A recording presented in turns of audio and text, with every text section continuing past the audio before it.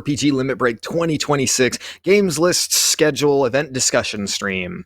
I am joined by two of my wonderful friends over here. Go ahead and introduce yourselves.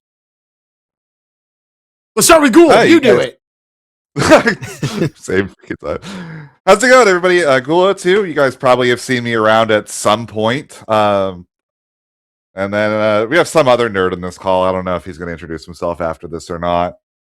That's right. They ripped me from the holds of DK64randomizer.com so I could get back to my RPG roots and talk about this upcoming schedule for RPG Limit Break 2026. I'm spikevegeta. And as someone who went to a lot of limit breaks and is very, very excited about this schedule, I'm pumped to talk about all the amazing accepts that got in, stuff you all should be looking forward to for this upcoming once-a-year amazing event. Yep. I'm GhostKumo. I'm going to be kind of your de facto MC for this. Help put together a lot of this show.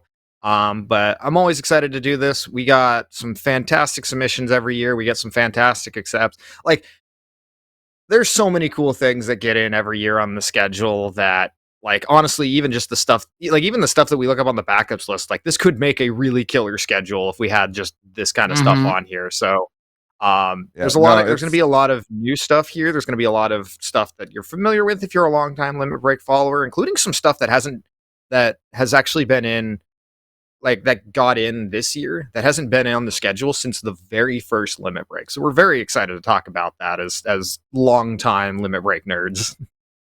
I say, just like, marathon nerds in general, it's always kind of fun.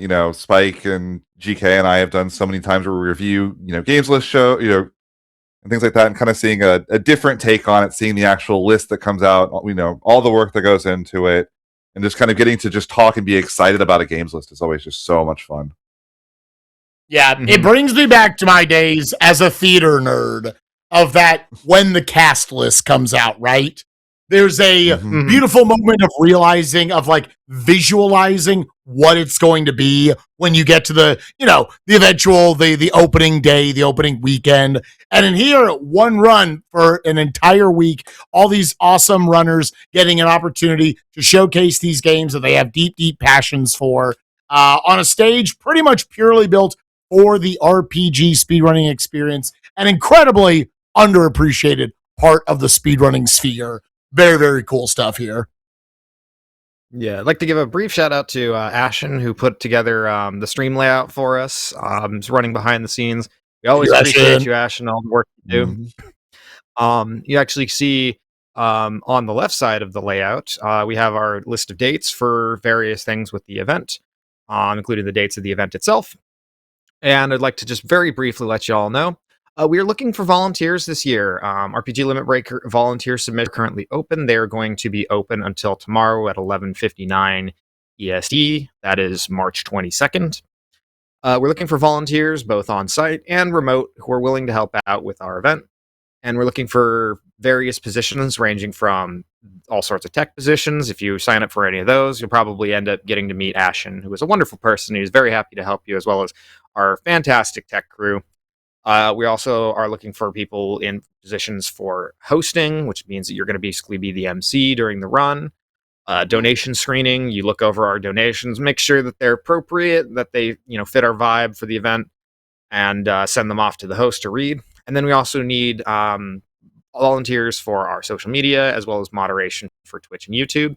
We don't require any prior experience to volunteer for a lot of these positions. So if you do have some, that's, even better. You can scan the QR code that's on the screen right now to access the form, or you can visit rpglimitbreak.com/volunteer. We're always happy to teach people the ropes with each position.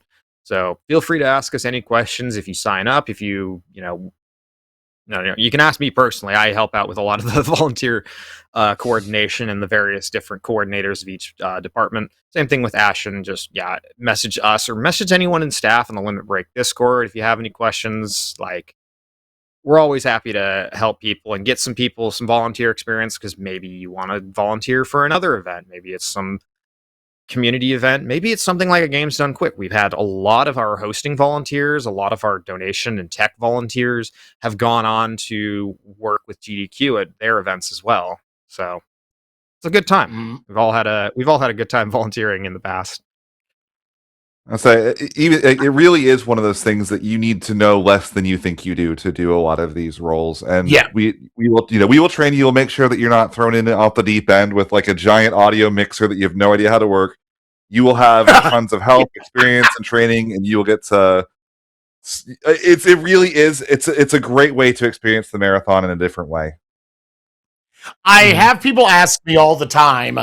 I don't really know anyone. I want to go to an RPG limit break, a GDQ, a lot of these other speedrunning events. Should I go or not? I say yes, and I 100% recommend try volunteering. It's nice to just have that like 2, 3, 4 times throughout the week. You have something you need to get out of bed for, go down to the stream room and help make the event what it is. And it makes you feel that much more connected, especially we get to the end of the week, we've raised billions of dollars, for each charity we've ever done it for. And then you feel like you genuinely contributed to it. You hosted, you were on the couch, you were just there supporting runs. You were making sure audio wasn't blowing up, or it was blowing up and you had a meltdown while it was happening. Please try this sort of stuff out. That is the number one way to get in with the community. Absolutely. Yeah, you meet a lot of people. I've made several friends through my experience with volunteering. Now I'm like one of the lead volunteer coordinators, so it's kind of been like meeting a lot of people through this. And I was gonna say something. I'm like, I'm completely blanking on it. But anyways, yes, we are at least a lot of fun stories as well. It gives, even beyond like, meeting people, I still remember some of my volunteer shifts and, memorable things, like kids running up into mics and yelling into them and, little things like that just kind of make the experience really fun and special. You got put through the ringer at 2016.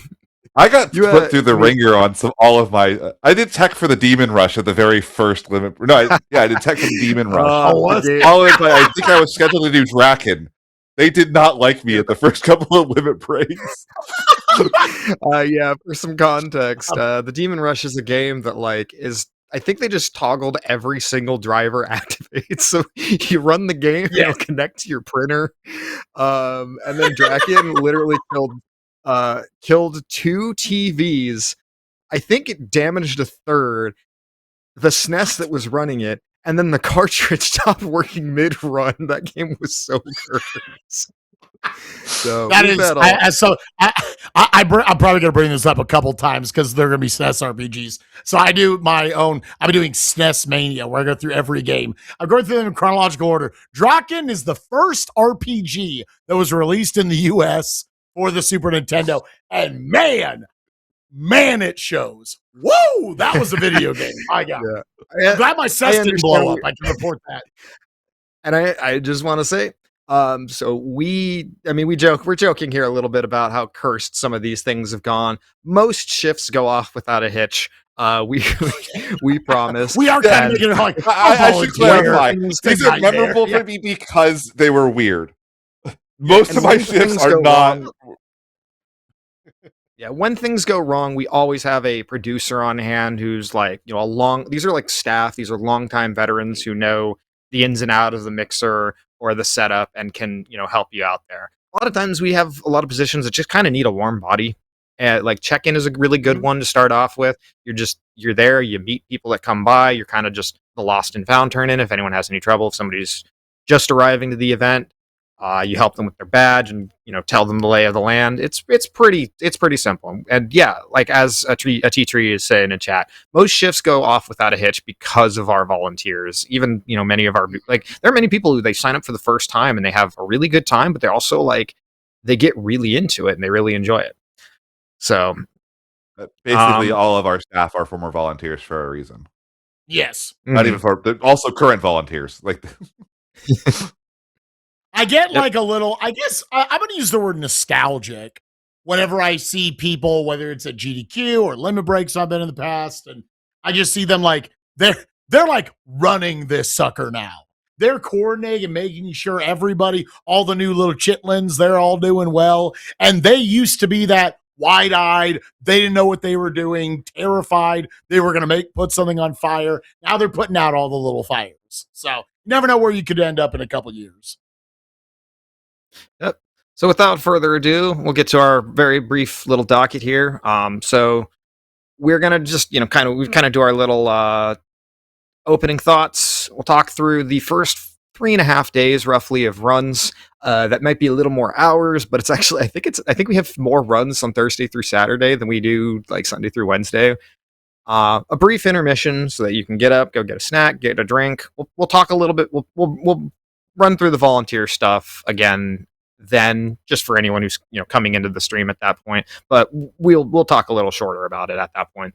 And we'll be talking more about the runs the last few days, as well as our kind of closing thoughts on the schedule. But yeah, so is there anything that you notice with the schedule that you're really interested in? Or just like a kind of running theme that you thought was interesting? Because like I mentioned that we had some runs that, are reappearing for the first time in like a decade, for example. I was going to say, for me, I'm seeing a lot of nostalgia as someone that was there at the very first limit break. There's a lot of runs that were done and haven't been done since that very first limit break.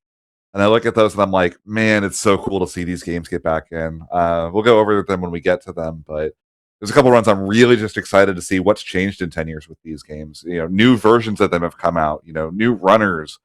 They're on different platforms than they used to be. It's so cool to see some of these changes over 10 years. Like it is wild. Like Limit Break, the first one was 2015. This is 2016. Yeah, there's some games on here that's like, even though they were in however long ago, they've come down by like hours in some cases, because Limit Break is the event where we get runs that are hours, and we're gonna have one in this schedule in particular that has all of the hours. many of the hours dedicated to I am very excited to talk about that one. So yeah, in terms of me, I don't know if I necessarily oh yeah, no, GK, you go. We gotta I was gonna say I don't know if I have like exact themes that I would go for. There's a lot of individual runs I want to talk about. So let's get to them. Let's talk about the darn schedule.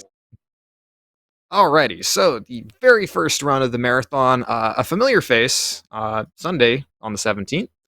We have Sanjen, who actually previously opened, I can't remember if it was 22 or 23, but she opened with Mass Effect 1. I believe she's done Mass Effect 2 at the event as well. And now is going to be running Mass Effect 3 and completing the trilogy. So, correct me if I'm wrong. Really cool. Did one of the No, you go ahead. Sorry. No, yeah, go ahead, Spike. I was gonna say I don't know. I feel like we've had Mass Effect open one of the prior limit breaks before. Yep. Am I wrong? Or maybe it was at least like a first day. Yep. Yeah, that was Sanjen actually. That's like what I was saying. She opened one of the more recent limit breaks with it, and then I think also had Mass Effect 2 pretty early on in like the next event. So yeah, it's we're kind of completing the trilogy here, and Mass Effect 3 is actually kind of an interesting one in particular. So casually, casually, this game has kind of a reputation, but we're not really going to talk too much about that. As a speed run, Mass Effect 1 and 2 are in the hour and a half range normally, but the original release was something like 240. So the Legendary Edition actually has what's called a speedrun mod, and it's kind of like, we'll get to that a little bit later with another run, but it's kind of like if you think or two other runs actually, cutscene skip type runs. It is a mod made by a member of the community who got rid of a lot of the slower parts, a lot of the chaff, like the cutscenes and the mashing and the dialogue and all that, bringing the run down from about 220, 230 down to I think record in the speedrun mod is like an hour 16. So they trimmed a lot out of it to make this a fast like run. Almost 50%. Yeah, bang. This is going to be a pretty bang speed run. So, and that's kind of what you want from an opener a lot of the time. Like you want that I love when there's like I'm going to say relatively recent. I guess that's not even true for Mass Effect 3 anymore. We're getting old, but I love seeing like these like these action RPGs to me as the opener are just this like really great palate cleanser. You know, you've got like the right blend of kind of hype, of action, of movement. There's a reason that we've had an opener of a Mass Effect game before. I'll put it that way. Yeah, a fun thing to note actually.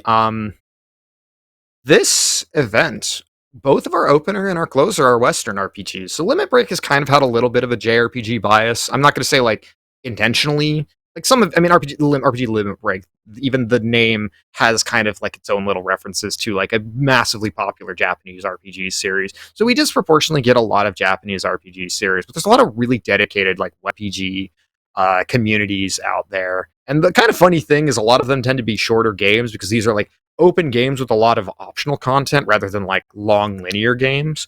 But nonetheless, they have a lot of really cool stuff in their speed runs.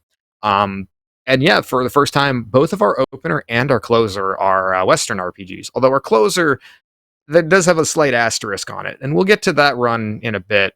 And by that I mean by the end of the show.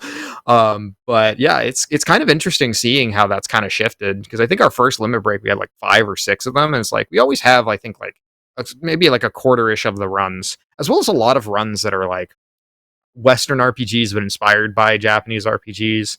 Mass Effect is like I think almost an interesting one in and of itself because it's also like a third-person shooter that kind of just gives it a unique spot in the Limit Break like set of runs.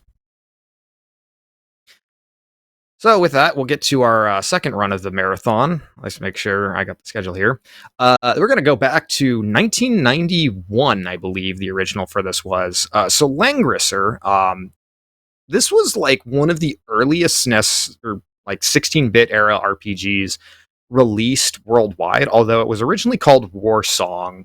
Langrisser got a remake in I think 1996, and then it's got like a full-blown remaster redo that definitely plays more into the like anime aesthetic that was that of the original 1996 version. But yeah, this is a much more recent remake of what is kind of one of the like maybe a little lesser known than like Shining Force and Fire Emblem like strategy RPGs, but still a very influential one. So I think this one's I think interesting. Lady Ariana has done a lot of like Sega game runs, so there's like a part of that I kind of see because I believe this game was originally localized on the Sega Genesis. I'm excited for this. I watched a bit of the teaser for it, and I was like, there's a part of this like it really reminds me of like the GBA Fire Emblem games.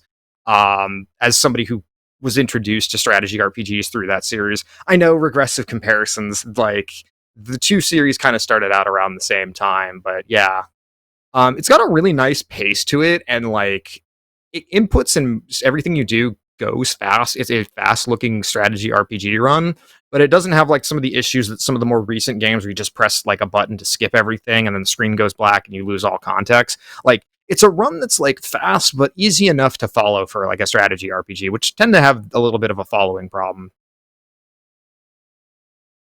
Yeah, So I'm really excited for this one. This is one of those games I've kind of heard a little bit about, but never actually played. So it's definitely exciting to kind of see, and something that is nice sometimes with those games that you don't know as well. You do learn a lot about these from seeing them in a speedrun setting. So yeah, one of we'll get to it a little bit on the save points actually.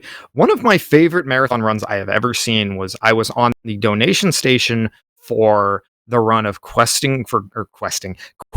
for Glory, all games like back to back in 2016 at Limit Break, and we had the Reverend Mr. PR Miller doing all of the games. It was in a call with like one of the original developers, which that was I mean that's always cool in and of itself.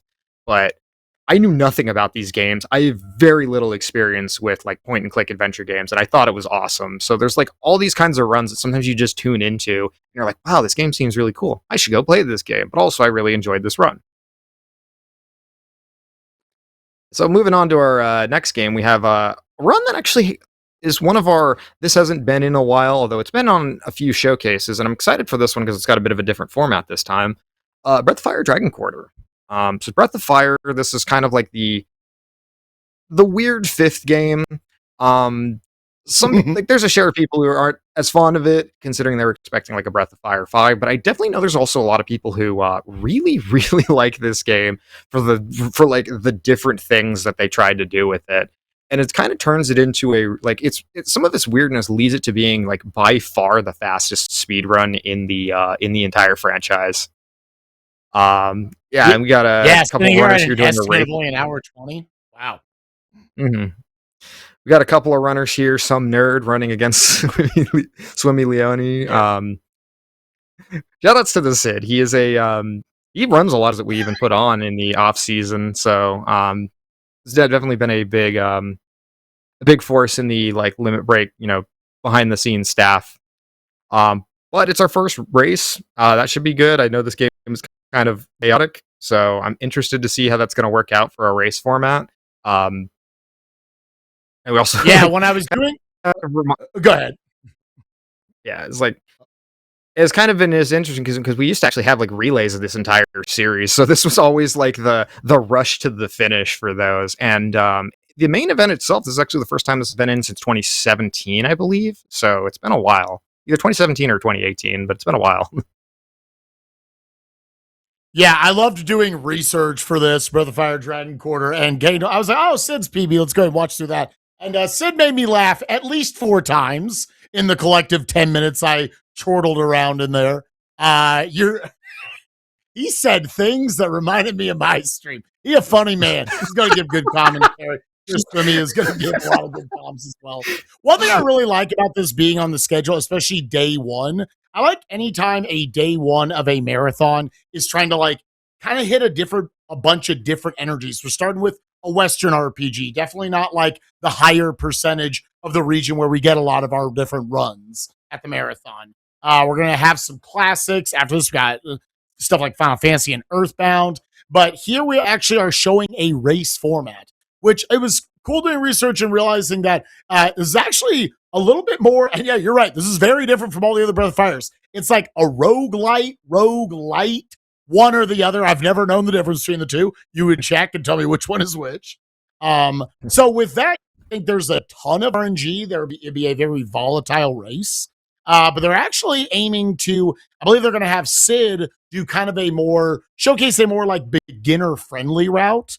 And then Swimmy's going to do kind of the more advanced route. And you can see the two of them side by side. I think that's a really sly way for a community to get to showcase kind of the breadth of knowledge that you can take into their favorite speedrun in order to get the times you might want.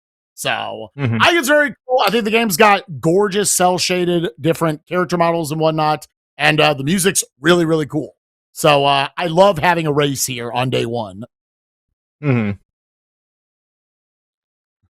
As Spike was alluding to, the next run after this, and this one's interesting to me just for a few different reasons. For one, like bringing the like OGs, like there were JRPGs before Final Fantasy 1, like Dragon Quest especially, but like Final Fantasy 1 is just such a defining game that like putting it on the first day, I think really like once we've kind of got the opening like runs going and whatnot, like this is going to be like, the prime time slots of the opening day, and I'm excited for that. But also like this is a run that hasn't been in since 2017, 2018, at least not the PSP version, because Final Fantasy 1's been in. There are a lot of versions of this game. There's so many versions of FF1. And it's funny because they're all different too. Like they're all different games, they're different speed runs. Sorry, Spike? Yeah, it's not just like, oh, here's the updated graphics. I'm like, dude, I love Final Fantasy 1. I unironically love FF1. And I'll sit down and watch this run and be like, what strats does this one use? Because they're all different for some reason. You're like, all right, does haste work in this one? I don't know. Let's find out. Yeah. That's also the cool thing about this version now. It just got a complete reroute for this category. They don't even promote anymore, which is kind of hilarious to think about. Like going through the entire game with just the base classes, because it's apparently faster to just not go to Matoya's cave or something. I'm not sure what the details on that are. Oh my gosh. Yeah, this is like I think the fastest of like the various main versions, apart from like walking upstairs glitch or whatever. So yeah, I think the I think the record for this like recently hit like a big milestone, like sub 120 or something like that. The estimate that's displayed on there is a little different than what you're going to see on visual. We factored in any mid-run incentives, so it's a 135 estimate, but with 10 minutes of additional stuff that you can donate for, as well as anyone who will be watching the run at the time. So Final Fantasy 1, just all-time classic run. I'm excited for this one. Also, notably, the chaos fight in this apparently is wild. Very difficult. I just have to get in a little gotta kill chaos jab real quick before we move on. Ye who ran Stranger of Paradise. Yeah, we all love Jack. Chaos. I still need to play it, dude. I still need to play it.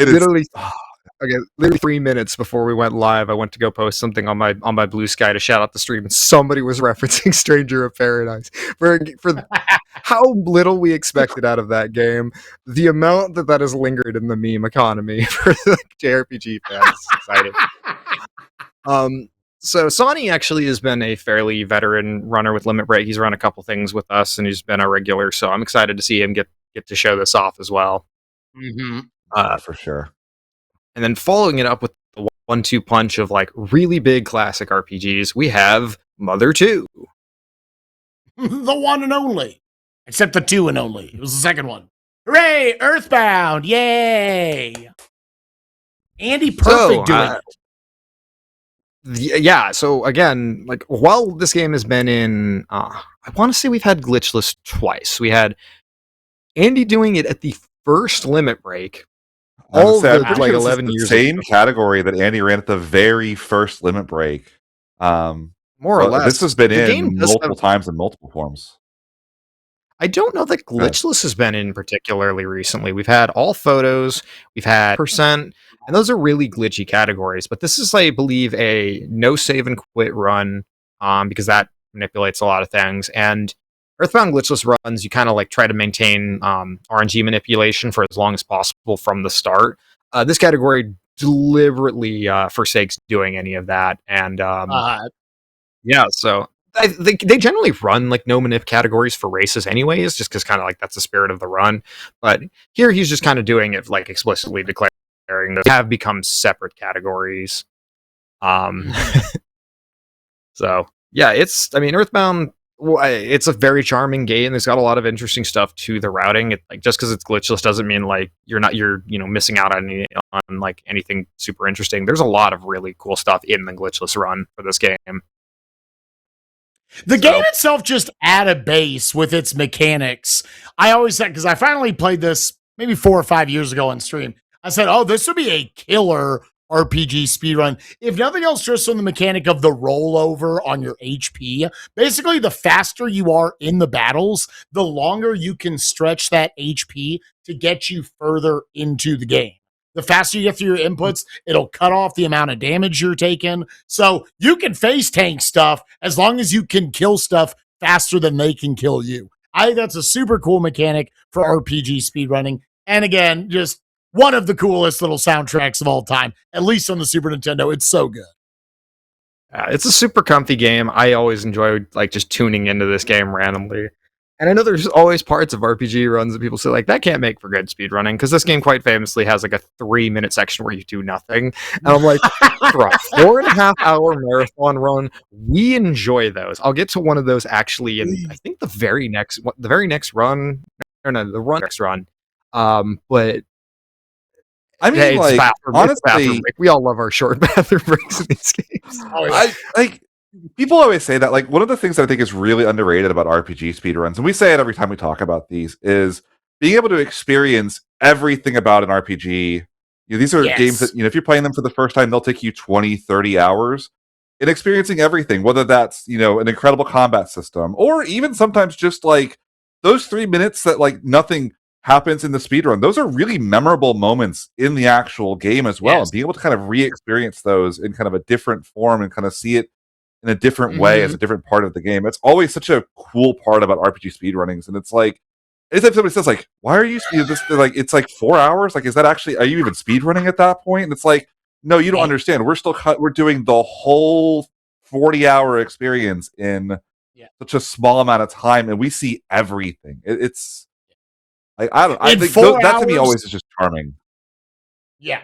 In 4 hours, casually, you might be in like the second town at that point in Earthbound. Watching it be as low as this is so incredible. And man, the stream value part of me just loves the concept of every time they have to stand for 3 minutes in front of that stupid waterfall. There is always somebody new in chat who will sit there and be like, speedrunners can't skip this. You literally have to do this. Mind blowing. I absolutely love stuff like this. It's so good. You want to share these moments. That is a little piece of like at the end of the day, yes, this is a speedrun, but this is also the quirky little game that is Earthbound. I love it. So that's going to be our, little recap of Sunday. We're starting off with the wide variety of runs. We got your Western RPG and Mass Effect 3 Legendary Edition. I think I put the estimate wrong on that one between the two slides. I don't mind the minor errors. We just happy little accidents. RNG manipulation for the show, as we always said. Going into our strategy RPG, Langrisser, classic game in a modernized format that makes it that does some really interesting things. Kind of just really cool run. Into Breath of Fire, Dragon Quarter. We have our first race of the marathon. Won't be our last, but it's going to be quite a interesting little volatile kind of game. Just the runs for this game are always really cool. Just kind of the various different things that can happen, and you're always I've always been on the edge of my seat with this one a little bit. Into Final Fantasy 1 PSP version, aka 20th Anniversary Edition, one of the million different versions of this game, but also one of the fastest. And then finally with our classic Super Nintendo RPG by one of Limit Break's longtime. I feel like if I say Elder Statesman, that might make it sound like he's old. We're all no, like a little bit old, but we're not that old. If he's old, he aged real good. He looks great. From the OG like Earthbound runner at our event, doing it once more. So let's get on to Monday, and the first run of this is going to be an interesting one to talk about because it is Digimon Story Time Stranger. Shout outs to Oro, one of our longtime friends. He's been championing the various RPGs of this franchise for a long time. This is the first Digimon game that's going to be in the main event, which is surprising because we've had like 4 or 5 runs of the like various different games on the like on our various online marathons. But the kind of problem that this franchise has always had is half of the runners are European and half of the games are a day long. Like Digimon World 3 is like it's like 7 hours and it's very volatile. World 2 is 16 hours and it used to be over 23. Like the other Digimon stories, like Cyber Sleuth, they're like 11 hours. So 4 hours, like you don't find 4 in this franchise very often. This is the newest one, and this sold like 1 million copies in a month. Like this franchise does not die. Like I'm sure all of us here remember the cartoon as like the edgier Pokemon from like 2000, like the Adventure 2, Tamers and all that. And just this franchise has just endured, and the run itself has got some really interesting stuff to it. I actually asked Oro if he could send me a very brief clip for this one because I kind of really wanted to show off a little bit about this. Let me pull this up here. While you're pulling it up, like something else that I like just kind of neat about this is one of the first times I can remember a Digimon game kind of almost hitting that mainstream. A lot of them kind of have a little bit of that licensed game feel to them. This is the first one that I think really kind of shed that mark for the franchise. It really is. It's gorgeous. It looks amazing. I think my VLC has crashed on me. Let me fix that real quick. Yeah, it's like it reviewed really well, which is like kind of funny because the games in this franchise have this kind of historic problem of the games in this franchise have this kind of historic problem of just being really, really jank, for lack of a better word. All right, I got a video here. Here we go. ignore the VLC stuff on here. But yeah, this is why is this video? Thanks, VLC.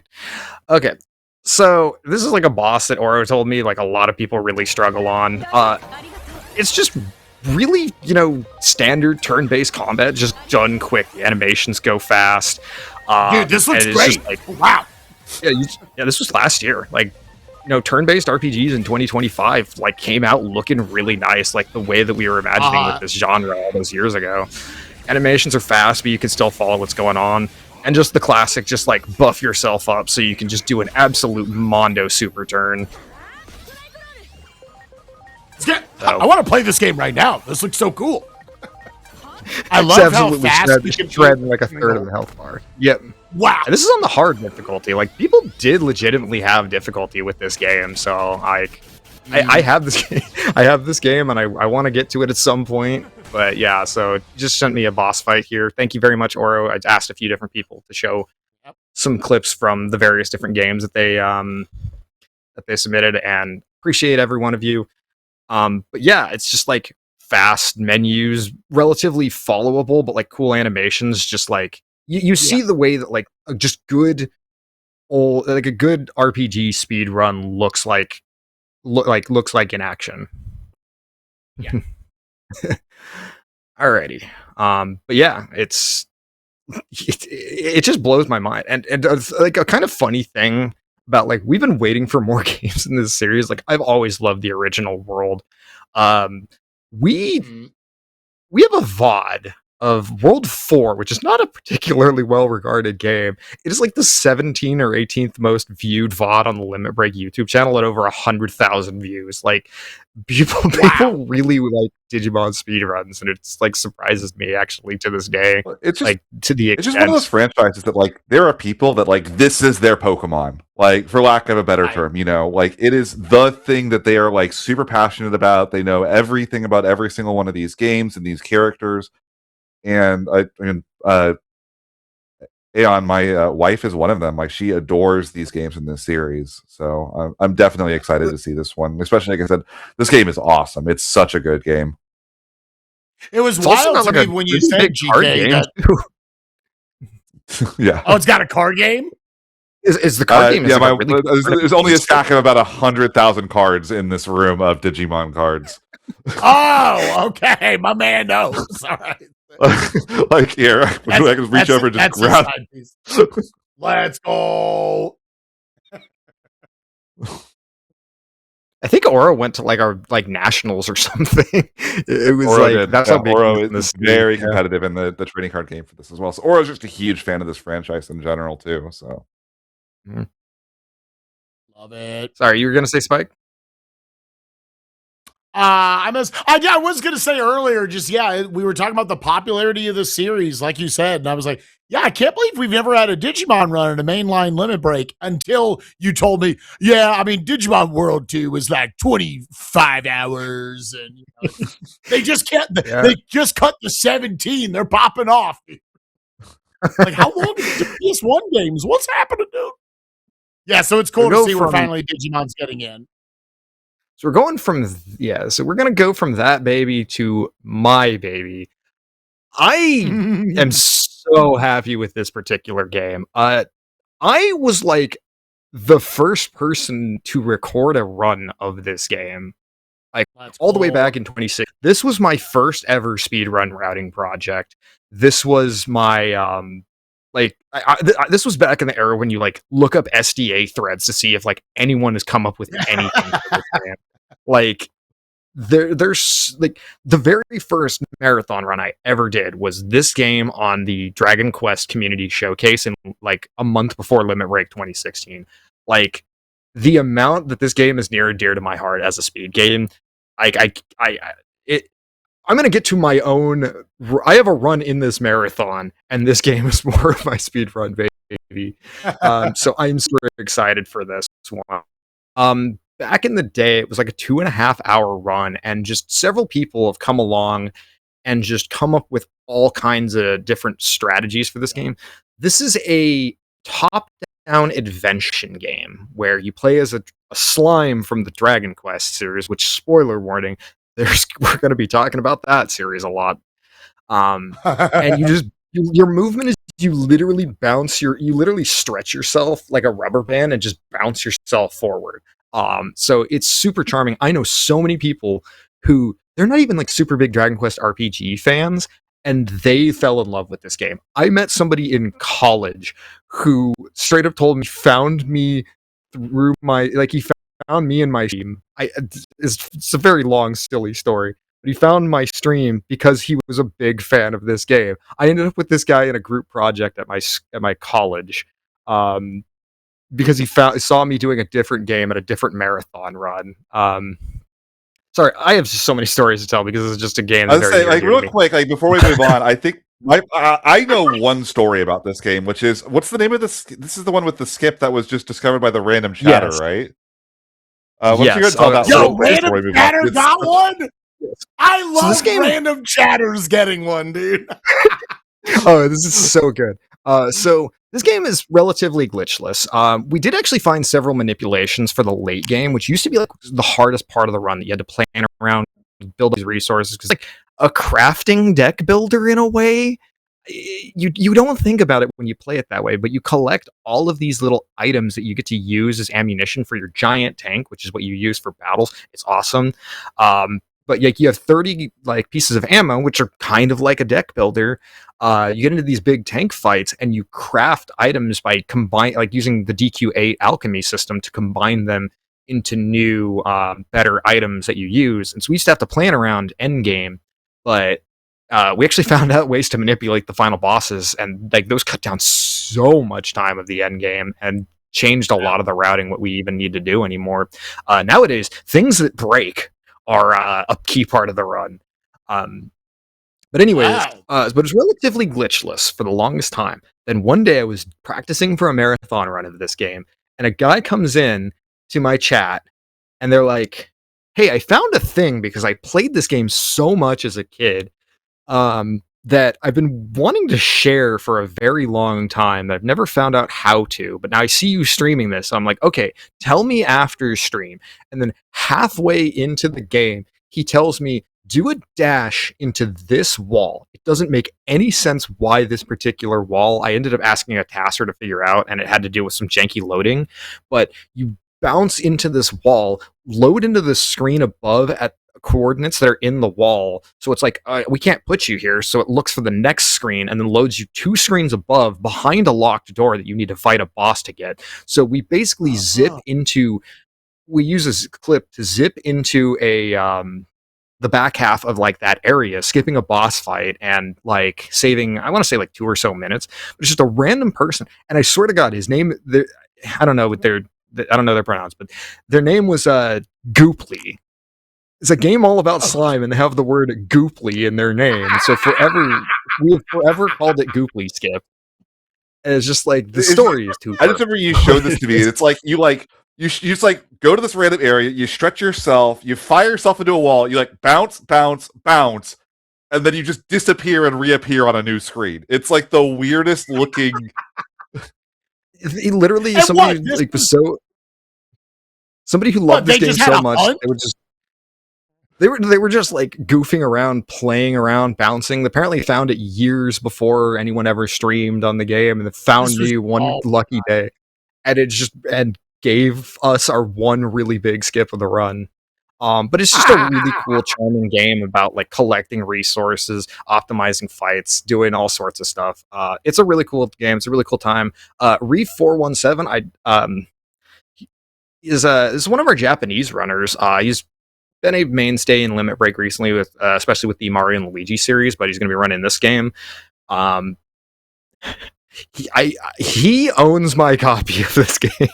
I sold my copy of this game to him years ago, or last year, via runner I met at AGDQ 2025. So now he has my copy of this game to be able to run it on the English version. So we will be seeing the English version. So I'm excited for that. Anyways, I get to nerd out about a game that's like a little too near and dear to me on this one. We'll get going on the next runs on the schedule, but definitely check this one out. If you can't make it, it's going to be kind of like 5 a.m. local time, but there's always the VOD, and Reef is a really good runner. So The next game, get in the car, loser.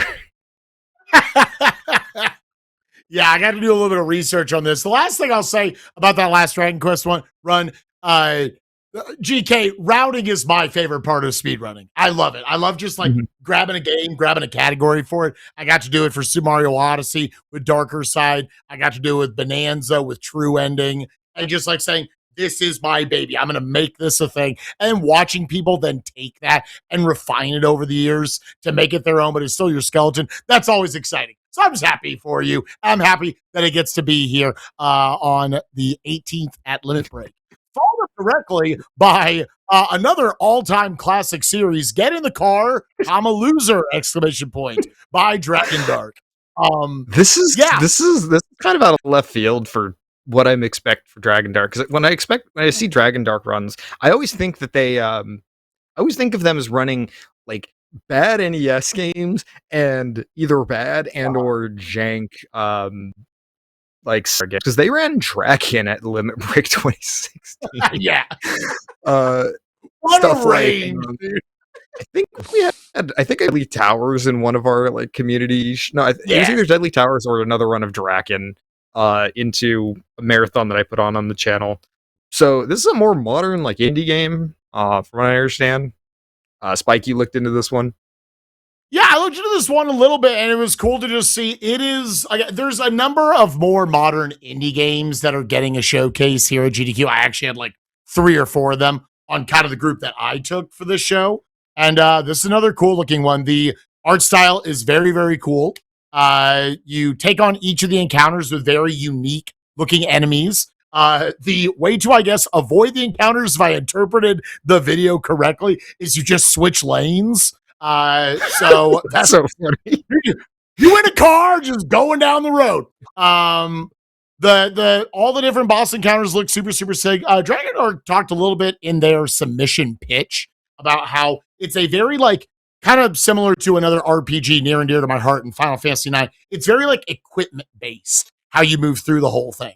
So in between each battle, Dragon Dark is going to be constantly going for a min-max setup for each individual fight that's coming up, moving all of their different equipment around, and then being able to utilize that. And Dragon Dark, obviously a champion, one of our GOATs, has been at many limit breaks and GDQs and whatnot, has showcased a lot of different runs. They're going to give great commentary to say exactly what that min-max is doing on each of the given fights. Other than that, yeah, just love to see these new indie games showcase. The art style's great. And it's another one in the group that I've done. I would just in general throw this out there, and I'll probably say it multiple other times throughout the show. I think this is one of those runs you can probably be the 99.7% of us who've never even heard of this game, and you'll watch it and have a good time. It's a nice short run. I think it's like 45 minutes or so. It looks great, and it's easy to follow, and Dragon Dark's going to give incredible commentary as always. Yeah, somebody I could always count on for good commentary and pretty solid just dry humor. Like yes, it's kind of like dry humor with that like touch of edge. Yeah, absolutely. Yeah. Yep. So going on to our next game. How about some cars? Ghoul, show us your car.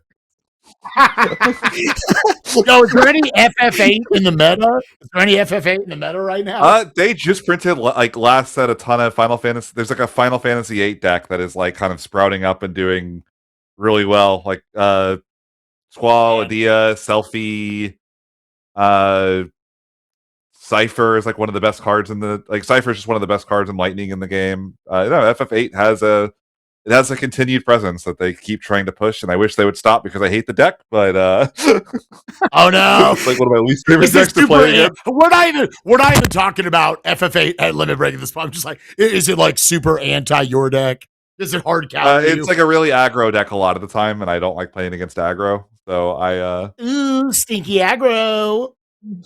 Well, what's not stinky is what's not stinky about this run is that they're going to be using the cutscene remover. Cutscene removers, we were talking about it earlier with a couple other runs we were saying about it with Mass Effect 3. I think cutscene removers are just, I think they're one of the most wonderful things that have come along in speedrunning. And there's definitely a lot of good energy for us. Just like, no, it's just a straight 8-9 hour run. It's everything that you remember about it casually. It's nice that they're that much more accessible. And it's nice that schedules can fit more games in them all of a sudden. Because FF8 is a 4-hour game instead of an 8-hour game right now. Ha ha ha. Even though it lost the gimmick of FF7 was 7 hours, FF8 was 8 hours, FF9 was 9, and FF10 was 10. Fun fact, woo! But FF8, it's great. I think this is probably the PlayStation 1 era Final Fantasy that benefits the most from the cutscene remover. I think in the regular run, there were some longer stretches where you were kind of just going through a lot of dialogue and whatnot. This lets you keep up the pace, get to that next section where you're getting around some encounters and whatnot, and being able to build that ridiculous junction system and take out all the bosses. Yeah, there's this game is super nostalgic for me. Like, obviously, I'm a bit of a Final Fantasy fan. This was my first Final Fantasy. This is the game that got me into the series. Period. Like genuinely, like we talk about games that are life changing. This game was life changing for me. So I'm like really excited to see it. This was like my first RPG that broke out of like the Paper Mario, Pokemon, like, you know, the Nintendo-ified RPGs. I love those games, 2 bits, but this was like the one that kind of really opened my eyes to like the expansive just range of emotions that you could get out of RPGs, the way that things scale. Like to me as a kid, before I kind of started to understand game design a little bit more, and I'm not criticizing it for this, but like Paper Mario, the damage numbers are like 1, 5, 10. In Pokemon, like a couple hundred is huge. This game, the final boss at like level 100 has like 1,000,000 HP, and I'm like, whoa, that's nuts. So like, this was the game that really expanded. Like, this game's on 4 discs, man. And we're doing all of the 4 discs of content with the cutscene remover in 4 hours, which is less than half of what it was the last time that it was in this marathon. We had a 4-player co-op run in 2018, because 2017 was 9. So it's been 8 years since we've had this game in like the main event. So I'm really excited to see that it's, you know, getting a chance to get shown again in a much more condensed timeline. And I believe this 100%. Run does actually have a very small amount of cards in it, is the funny thing, too. Like, because card mod is so ridiculously powerful. Yeah, that's like how you get... Obviously, I don't know the route to a T by any means, but I had played this game myself a couple years ago on stream, and even... I'm the dumbest person in this call by a country mile.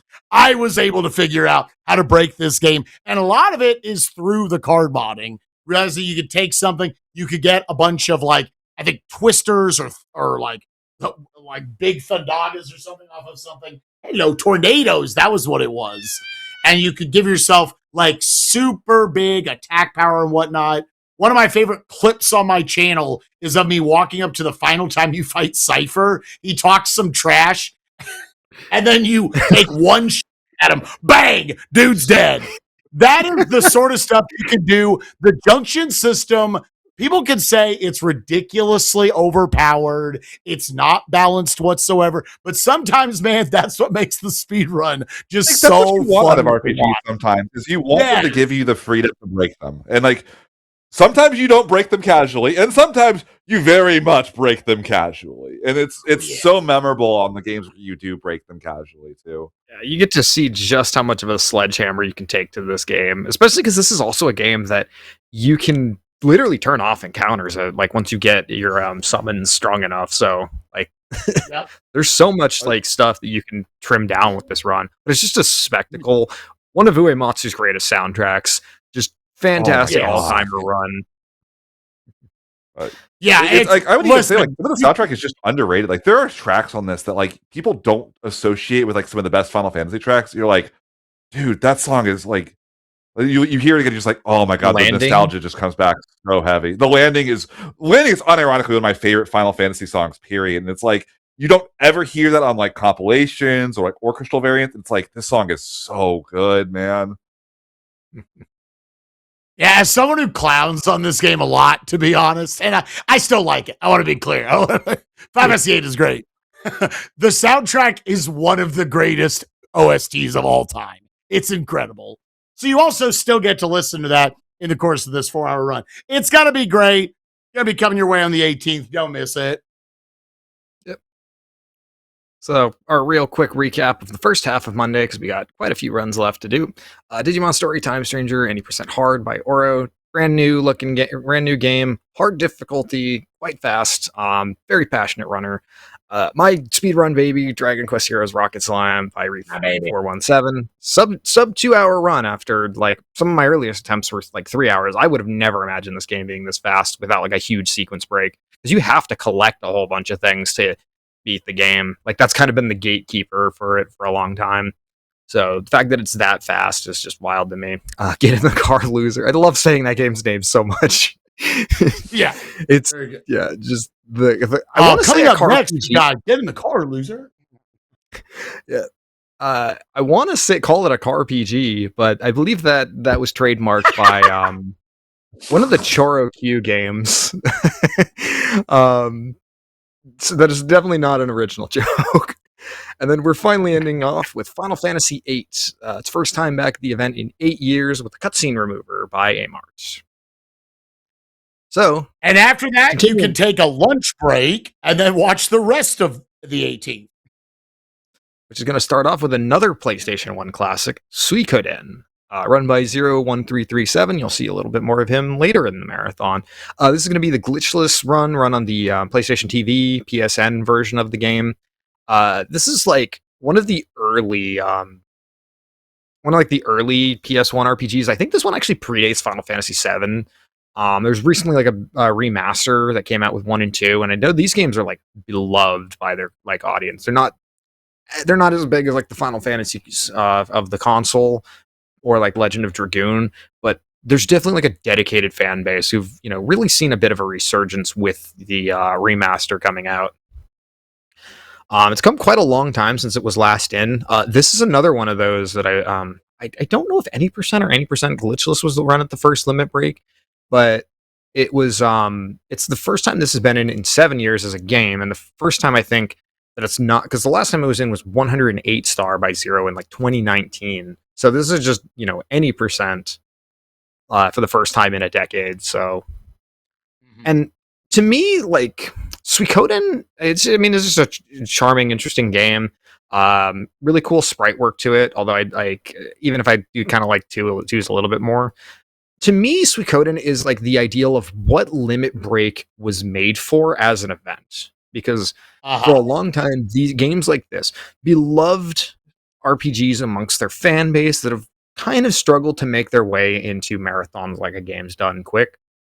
Just because it's 3.5 hours, and it's like there's always the opportunity cost of like, can we fit this in with other things or not? Here, it finds a home. Like this is the home for games like Suikoden. So it's a super memorable game.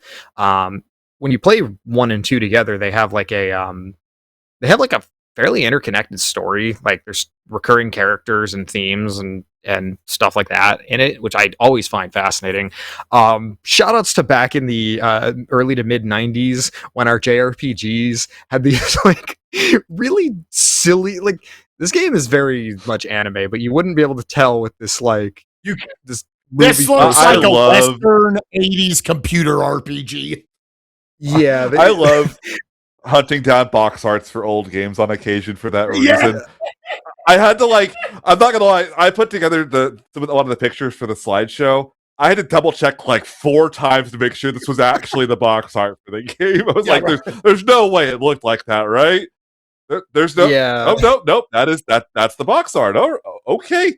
This game looks nothing like this once you boot it up. I don't know what they're trying to sell, but sure. There's a lot of complex things to talk about, but there's just kind of like in hindsight, like wow, they really did that back then.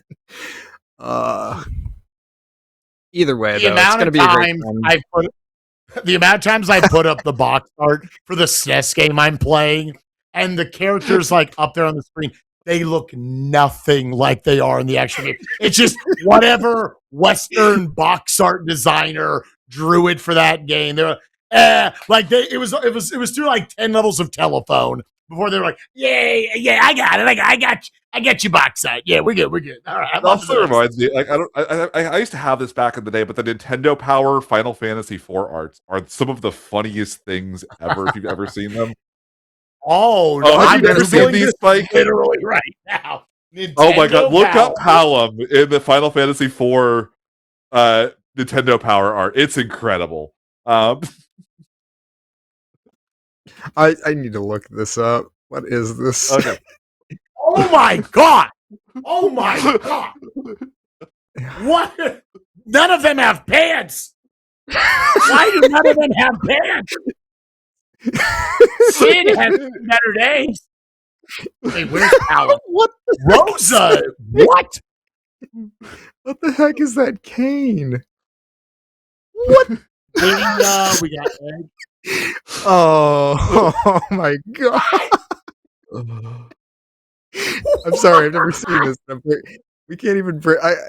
Breaking character. I'm laughing at something that has nothing to do with the game that's on here.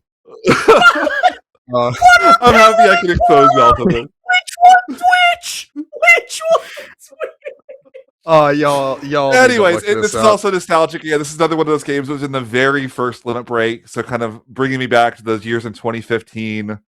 You know, Spike is just mind blown over there. Kane has no pants. It's definitely one of those games just because the sheer amount of stuff that's in this game. Like, it's just interesting to see the routing around because there's like 108 characters. Now, they're not all like party members in these games, but like there's so many of them. It's like, how do you optimize this? So that's like one of those things that I always find really interesting about kind of just RPGs in general. Mm-hmm. Yeah, especially like, you know, this, you know, we always talk about it with Pokemon, like, yeah, there's so many characters, so many things you can do. And like, what do you have to do to get to the end of the game? What do you have to do to get to the end of the game fast? Right. What, you know, like those are so different in the way they intertwine and the way that, you know, when you root these games, there's obvious stuff. You're not going to go out of your way to fight the super bosses a lot of the time, you know. Right. That's not even true all the time either. Like, you know, a Chrono Cross, don't you fight the super boss very early? But like, you know, when is it worth to go on those detours? When is it worth it to pick up these characters that are out of the way because they're absolutely broken and the game knows they're broken, which is why they made them nearly impossible to get. Like, stuff like that is always fascinating to me. So continuing our streak of PlayStation RPGs, technically, we have Rhapsody: A Musical Adventure, which this was like, I think the first, yes, this was Nipponichi Software. This was like one of their very first games to ever actually get localized. Let's see which version is. I remember this one actually got got a remake recently. So yeah, it got re-released along with it had a sequel that never came out in English for a long time. This is one of those games that like it came out on the PS1 and it's been offered for a lot of limit breaks. I remember every time this came up, I'm like, I would look at this game and go, this is one of the most charming JRPGs I've ever seen. Like, just the concept, the way it tries to integrate music. It's literally a musical. That's not a joke. It's not like, oh, we're going to like integrate music. No. They will stop and break into song randomly over the course of the game, which is why it's sing-along, because the runners are literally going to be singing along with the game. Like, that's so cute. It's just such a strange and unique thing. Like, this is PS1. Like, I could see something like, you know, like, oh, indie RPG in 2020, whatever. Sure, yeah, they'll do. No, this is like a PS1 game made by a Japanese developer that is like a straight up musical that, like, as you go through it, it's just one of those like really weird and charming and strange games that, like, I've always said, like, I really hope this gets showcased someday because it's just so neat that, like, I had never heard of it before seeing it submitted. And just kind of like, even just seeing this game in action, I'm like, I really hope that more people see this game because there will be people that find this and will go, this is exactly what I'm into. I'm so excited to see this. And being able to bring this to an audience like that is so cool. It's a relatively straightforward game. It's a pretty straightforward route, but it's... Sorry? It sounds like the Tokyo Mirage Sessions fanboy and you coming out. Yeah, like, but like, seriously, it like... I don't know, like stuff like this. I always love when I get exposed to games like this through, marathons and reading game submission lists. Like the biggest compliment you can ever give a game when you review it for a games marathon is, I want to stop looking at this and I want to sit down and play this game because it's so unique and so exciting.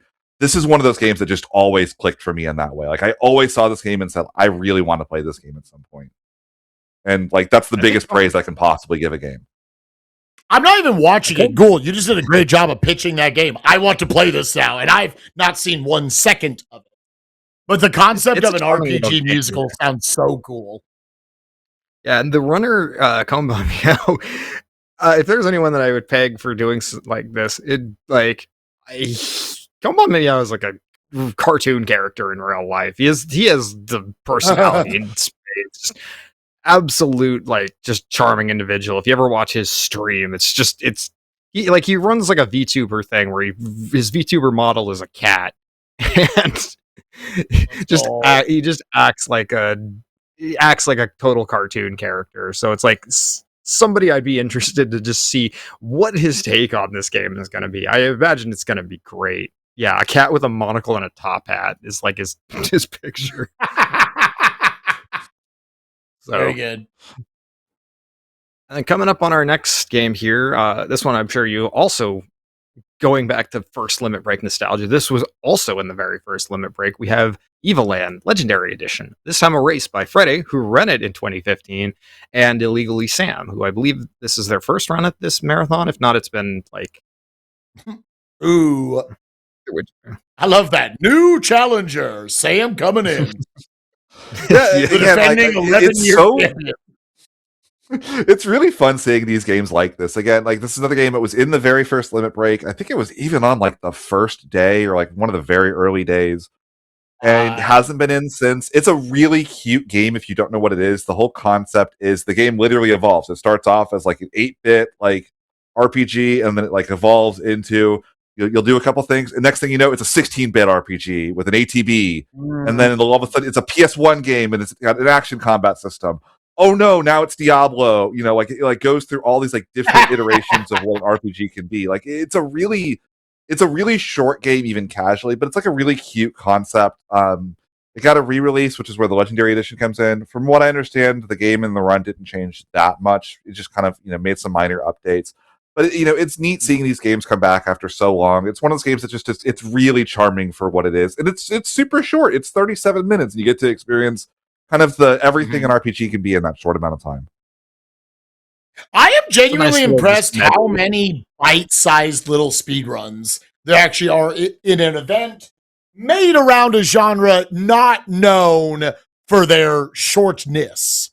There's a good dozen or so runs in this marathon. They're 30 minutes, 1 hour, you're in, you're out, and you've experienced an entire RPG. That's cool. Yeah, so especially in the indie scene, you'll see this. RPGs are a really hard genre to make. If you don't have a massive amount of resources, they're hard to balance. You have to put more focus on vibes, music, writing, with some exceptions, because you have games like Yume Nikki and games that have no text, but you have and they don't tend to be as popular as the platformers. You don't get a lot of indie RPGs that are going to find the stratospheric success of a Hades or a Hollow Knight. So if you're making an indie RPG, it's because it's something you really feel passionate about. A lot of these indie developers who make these games, it's something they make because they really wanted to make this thing, because the games that mean a lot to them come from this genre. And of course, obviously you have to work within your means, so it's they tend to make these kinds of shorter, more bite-sized RPGs that cap out in the 15 to 20 hour range, or even sometimes 5 to 8, depending on where you look. But they work fairly well for speedruns. One of my favorites that I did for the latest class question for Glory was Cthulhu Saves the World, which is a 5-6 hour game casually that just has extremely tight menus that just makes it a really good RPG speedrun. So, but yeah, we get 37 minutes, a nice little bite-sized run of just kind of an amalgamation of all the various different styles that go into the games that make Limit Break, the kind of marathon that it is. So definitely check that one out. Definitely check all 37 minutes but don't leave the room. Well, okay, we're going to do the bit here in a second. Tell the rest of what's Monday. Monday we'll get to that. You see where I was going with this. You see where I was going. Yeah. So finishing up our PlayStation's RPG classics, we have Suikoden Glitchless by 01337. First time we've had non-108 star since the first event. Rhapsody, a musical adventure, our musical RPG with a sing-along by the absolutely charming character that is Konban Meow. We have series of segments called save points. We have 3 of them in our schedule, or 3 of them in our schedule this time. These kind of are variable depending on the schedule. This allows us to have a buffer in case things start to go, we get a lot of runs over estimate. RPGs are very volatile. So you can end up with a run getting underestimate by like half an hour sometimes. Or you can go just kind of over, or you just have technical issues. Like you kind of want these little buffers here. But if all goes well, we have some little special goodies here, some fun little shows by our content team who they do some really fantastic work. Last year, some of the hardest I laughed at Limit Break 2025 was during some of the save point content segments that we had. And we'll also see a few of our backup runs potentially slot in here. So we won't really give away the game on too many of those. I did mention Quest for Glory. The Quest for Glory collection was one of our potential ones, I believe. Also run by another runner we'll get to their games in a bit. But yep. The save points here. You might see them on the schedule and be like, oh, it's an hour-long break. We put together some pretty cool stuff in there, and you depending on how things go, that's where some of our backup runs can slot into. So definitely don't leave just because you see the save point on the schedule. And then finally, we'll get into Evil Land. One of our shortest runs of the marathon will be a race between Freddy and Illegally Sam.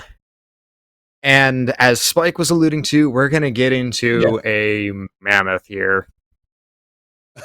Dragon Quest 8. Real quick, by the way, is my mic working again? Yes, it is. You disappeared for like a second, but you're back. Yeah, I was having some mic issues, so I had to do some refreshing and some on-the-fly technical work. We go on. We go on. So this is Dragon Quest 8 PS2 for 12 hours plus 11 minutes of mid-run incentives. This game, so the thing is, you might wonder, how do you run a game this long? And the answer is, there's actually a lot of tech to this game. Such a good speed. Like this is one of those games that like I never thought we would see in a marathon because of its length. But the run is I've played some of this game. I haven't played I haven't gotten super deep into it. This is such a good speed run. There's everything. You have, the metal slime hunts in the most unhinged way possible. You have some of the craziest bosses that you'll ever see in an RPG.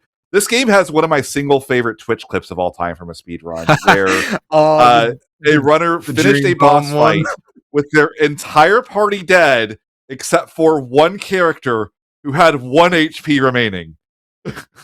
It just went for the Hail Mary, finished it off, and it was like, what is my life? I've never seen a pop-up as crazy. Like 8 hours into this run, he's like, you can just tell, like, as this fight's going, it's going horribly. He's like, it's the hardest fight in the entire run. He's like, oh my gosh, I'm going to lose a 12-hour run at the 8-hour mark to the worst boss. I keep getting Wave of Ice and losing all of my buffs. And he just does this Hail Mary attack right after a Wave of Ice, and the boss dies, and you just see him go, what? No, what? 1 health on Yang, entire party dead. It's the craziest thing I've ever seen a speedrun have, with the greatest pop-off. That's so cool. Yeah, so we have 4 runners. Keanu Lookalike, who is the world record holder of this at 10:48. Cordelium, who's kind of just one of the long speedrun champions, ran FF8 for us at 2018. Yeah. My man's used to Dino Gears. He's like 12 hours.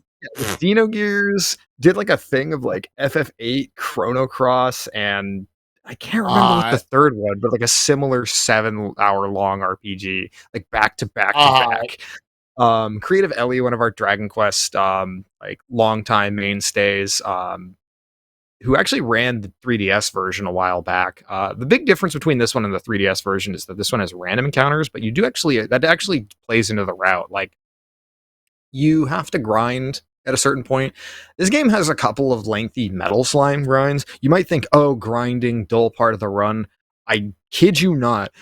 Some of the most hype I have ever been for RPG speedruns is coming into like High Spirits running this game, or Ellie running this game, or Kiana running this game, and they're grinding metal slimes, and you're just like, is it gonna stay? If it stays, because you use holy waters, which do 1 damage guaranteed to them, and it's like, is it gonna stay? And it's always so hype when you see the coin flip turn up. Like, it is a grind, but like, it's still, and not it's only one of like the more that, it's like tension.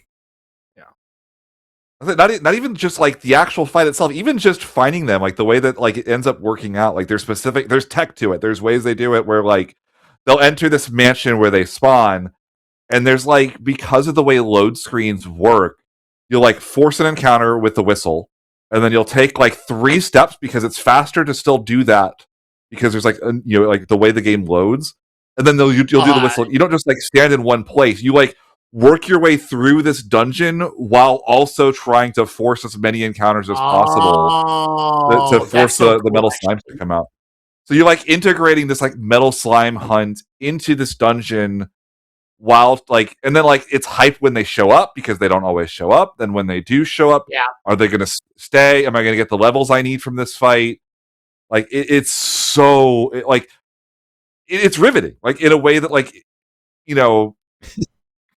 you just don't see in a lot of RPG speedruns. And yes, it makes the run extremely volatile. There are times where the metal slimes don't show up, where they don't stay, where all these things go wrong. But when they go right, it's so much fun to watch. Yeah, and there are just a lot of just interesting there's a ton of routing. A lot of the boss fights are cut surprisingly, close for how long the run is. And then you also have your just standard fun little bits of tech. Like this game has that whole thing where they didn't properly do the math on the diagonal vectors. So if you hold up and left, you actually get like a speed boost. Really? Just the classic fun thing of, they didn't like multiply the vectors by root 2. So if you go like a 45-degree angle, you get like a speed boost. Like, there is plenty of tech to this. So we got our 4 runners. I'm sure they'll take up plenty of time on the couch. I imagine there'll be segments where one of them just gets up and goes to like take a quick snack break or something like that. But you have, the fact that all of them can complete one this other in thing under I 12 will point out with DQ8 in particular is this is, I think, the game where Dragon Quest really started to try to forge an identity for its combat system as well, and it really shows with how these boss fights play. Because previously, I would say Dragon Quest was almost vanilla in its combat system to a fault. The games are very well loved; they have great things going for them. A lot of them didn't have a ton of crazy mechanics. This is the game that really started to try to break the mold. You have things like focus and so many different things with that really change how combat encounters play from fight to fight and boss to boss. And there are nuances to other Dragon Quest, of course, but like I really feel like this is the game that like really started to change what a Dragon Quest RPG like could be in combat systems. So I'm like I said, the bosses for this game show for that as well.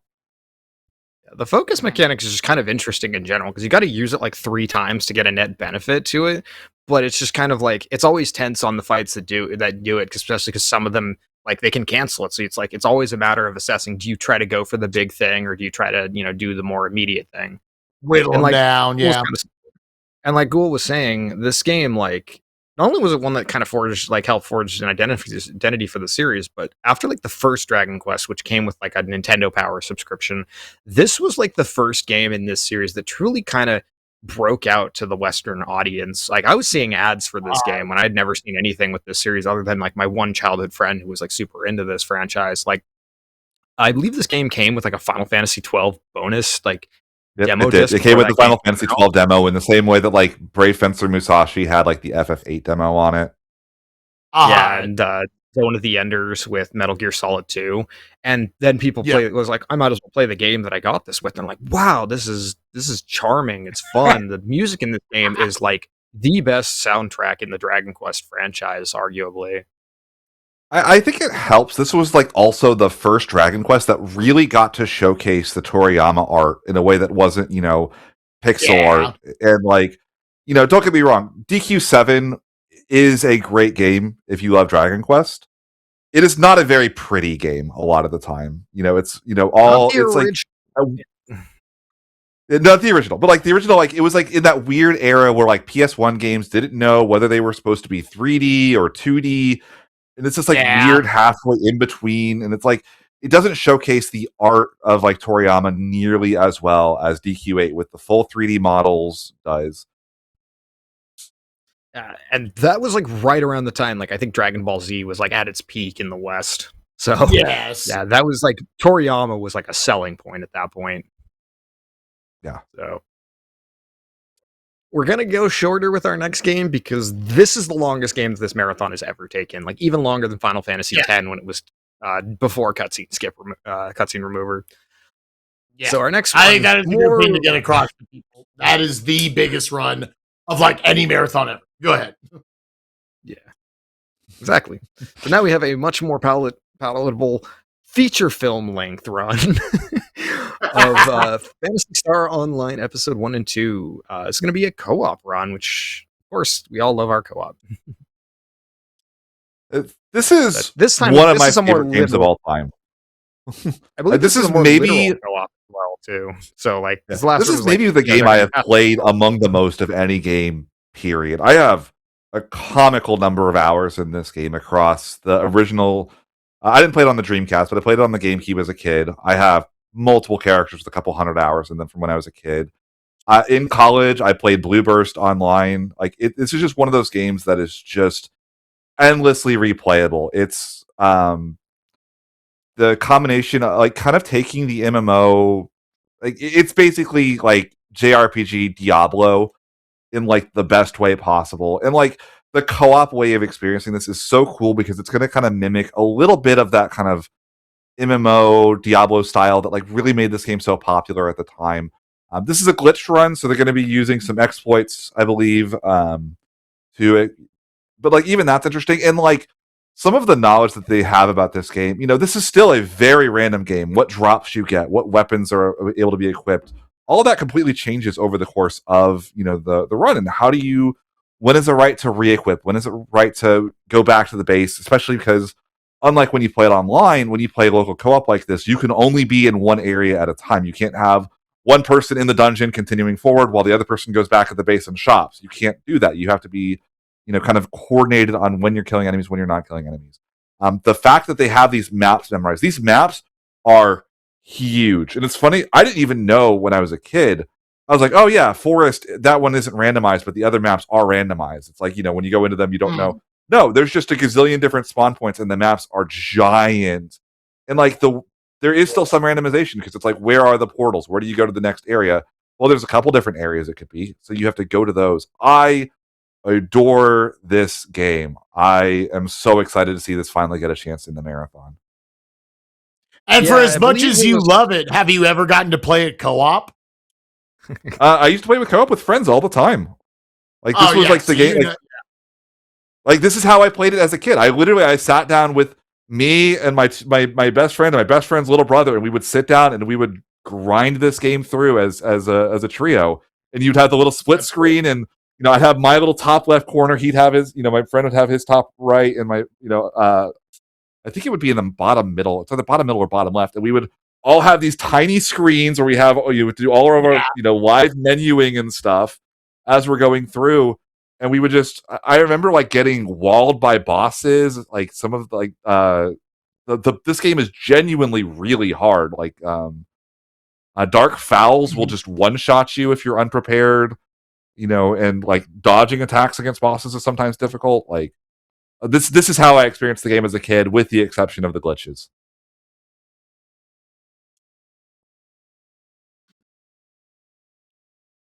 Yeah, and it's just kind of cool that we get to do like a 2-player like co-op, because we say co-op a lot with this marathon, but what it all of it ends up meaning is passing like different members of the community like just kind of pass the controller and they kind of share the speed run, which is it's good in its own way, because that means that people can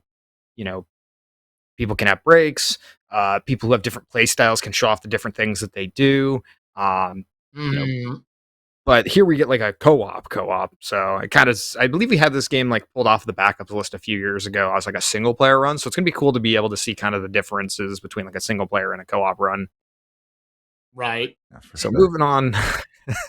Speaking of yes, my boy, it's that. So genuinely surprised to see this one again on the schedule because it was a glitched run a couple of years ago.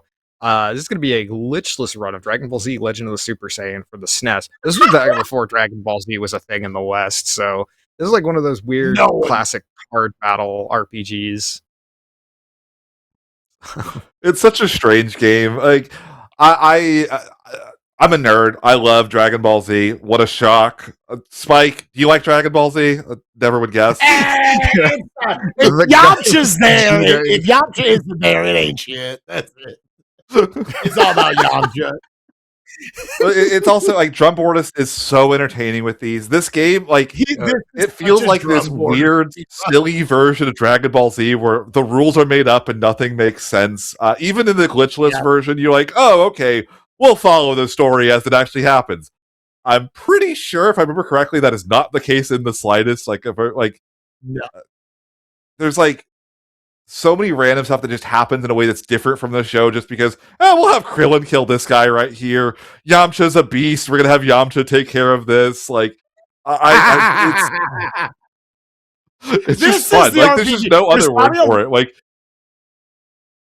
there's probably a lot of people in chat who are like, I don't know what this game is. You do. I promise you. If you're as old as we are, you know what this is. It was the game that you played in the 90s on a SNES emulator. You played it on Z-SNES or something, and nothing was translated. There were cards on the bottom, and you had to grind for hours to kill the Cybermen so you could get to Raditz. It goes through the Frieza saga, and Yamcha can kill Frieza. That was the game that we are going to be seeing on display. I hope Yamcha's a hard ass in this game as well as it is in the glitch category. Yeah, I know more about the glitch run of this than the glitchless run. I just remember the glitchless run. There was an incentive for like, who do you want to kill Frieza? It's like Yamcha, Krillin, Tien, Chaozu. It's like the most random assortment of Dragon Ball characters, and it's like, this person can kill Frieza in the run. Yeah, this is, as Dragon Ball fans, it's just you're excited for, like, the games always present these what ifs, and the speed run for this just kind of ends up being the funny type of what ifs. So getting on to our next game here, another game that's with the letter Z. I guess if we're playing what's that game where you go like you say a word and you say the last letter and then the next word has to start with the last letter? Oh, anyways, we got. I don't know the name, but I know what you're talking about. Yeah. I don't know what it is in English. Japanese has something called Shiritori. Anyways, this is Zeliard. Any percent DOS mixed speed. So I'm going to show y'all what mixed speed looks like. Yes! It's so good. I just see in the chat the first thing, this looks nothing like the game with the box art again. Yeah, there's no shot. So he's moving. Dude, okay, so I was doing research on this before the show, and when I turned this video on, I was like, oh, my YouTube must be on ×2 speed. I'm sorry. I go see, it's on normal. This is normal, dog. This is what it looks like in normal speed. As much as we don't want to laugh about how it is on like high speed, this is a hard game. Like, this is one of those like classic kind of PC RPGs. And then, of course, turning the speed, getting what he needs, and then just death warping out. But yeah, you're just there's boosters in so many of these types of games. But like, this game is legitimately like really difficult. It's got that kind of like classic PC 80s RPG, like 2D side scroller type game where just things kill you so fast. There's like very little iframes, anything like that. Yeah. So they don't make games like this anymore. In my course of doing SNES Mania, I have simultaneously become a SNES expert, and I have also learned way too much about the DOS machine. I have just learned way too much about this, And what you learn is when a DOS game pops up, the game is old and they have zero concept for any sort of iframes. Like you're saying, GK, this is a potentially volatile run that David's going to be showing off here.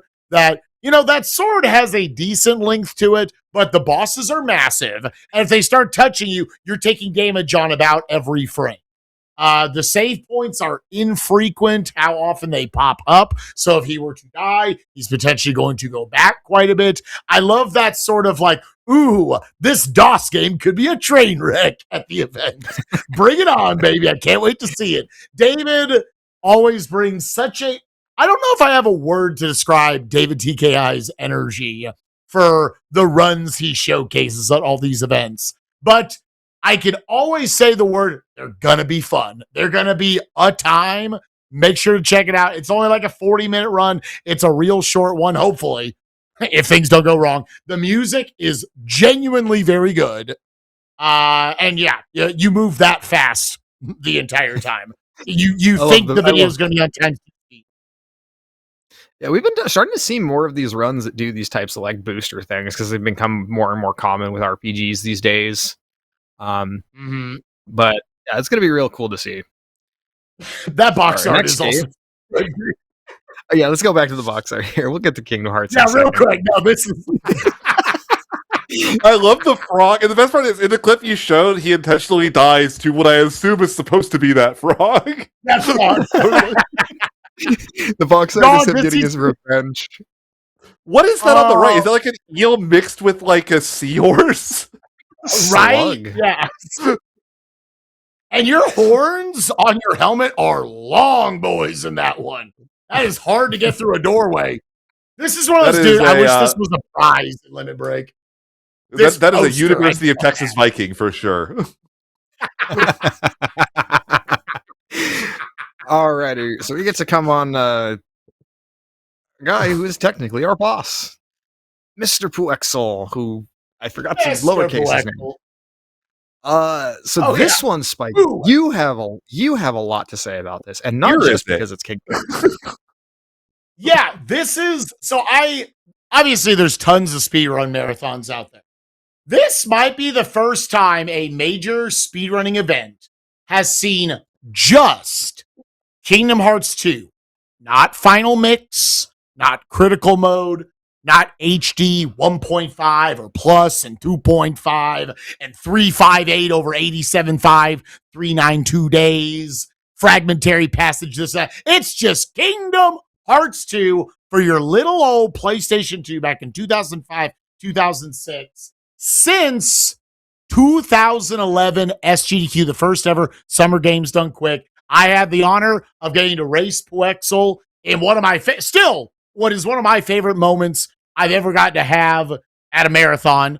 I respectively lost to Puexel in that 6-hour-long race by like 11 seconds. It was a great time. It was a magical moment, and we haven't seen it since. So it's not like I said, the game has been updated many times. It had Final Mix, which was basically the director's cut of this.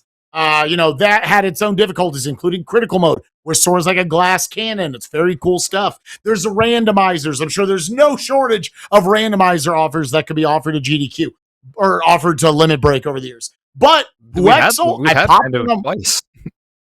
Yeah, twice already. I'm sure it will be offered many, many more times. But I was in Puexel's stream not too long ago as we were building up to the submissions for this, and he was just playing little old Kingdom Hearts 2 English for his PlayStation 2 and said, this hasn't been showcased in forever. This was like my original speed game. I remember when we were on those SDA forums, Speed Demos Archive, for people who don't know, when it was just three of us, myself, Puexel, and Axel Ryman, trying to make speedruns of this a thing.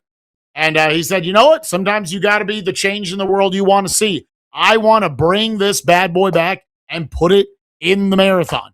And here it is. And I love it. And the biggest thing I can offer to you all, you say, well, it's been updated so many times. Why do I want to watch this archaic version? It's still Kingdom Hearts 2. It's still one of my favorite, at least in terms of a speedrun, action RPG combat systems of all time.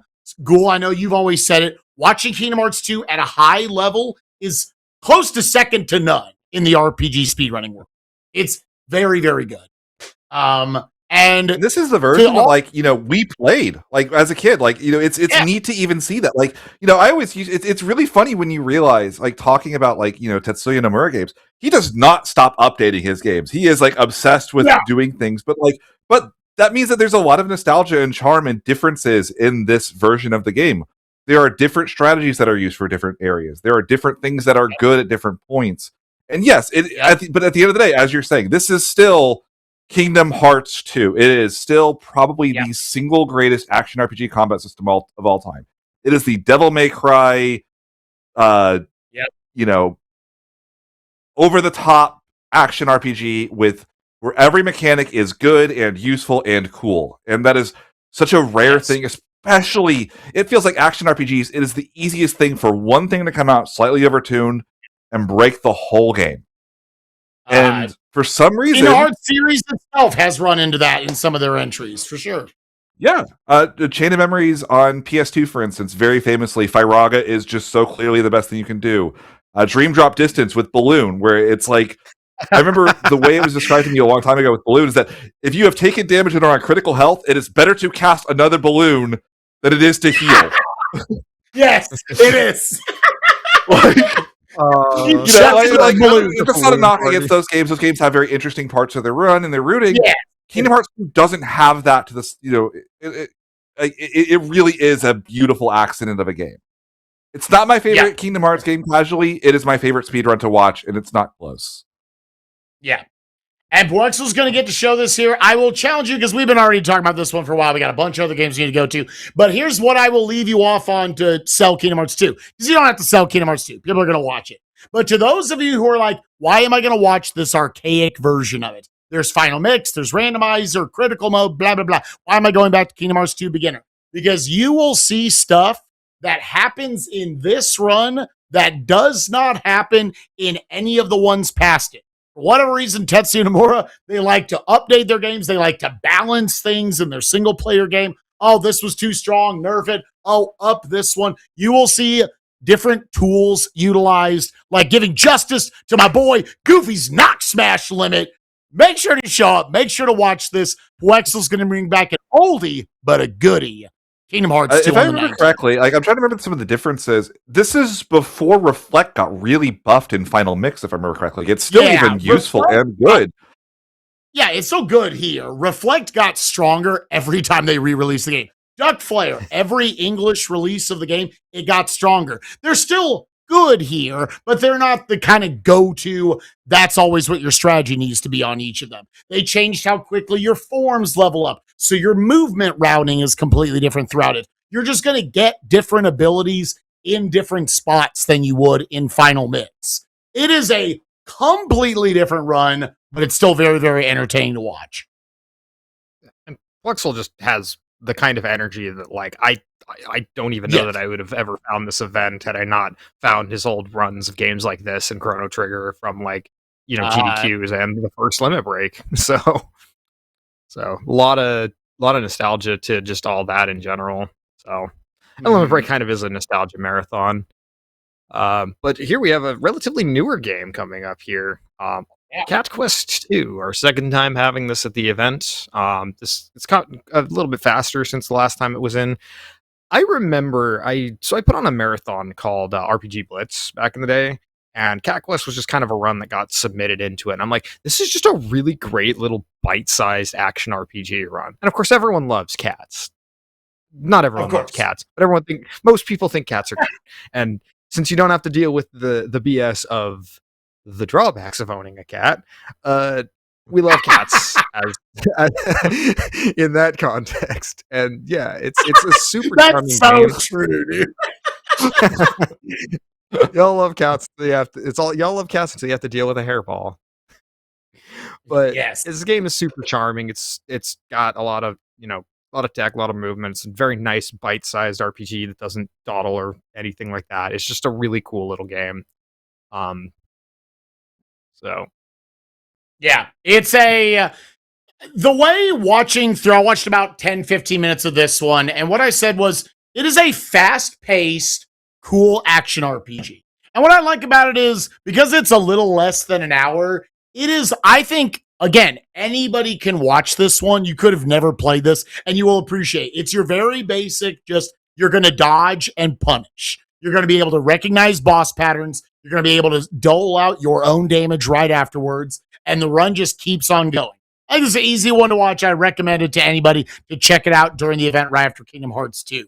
But I want to point out, I have been part of speedrun marathons for many years. We're always looking for new incentives, and we're also looking for always new memes.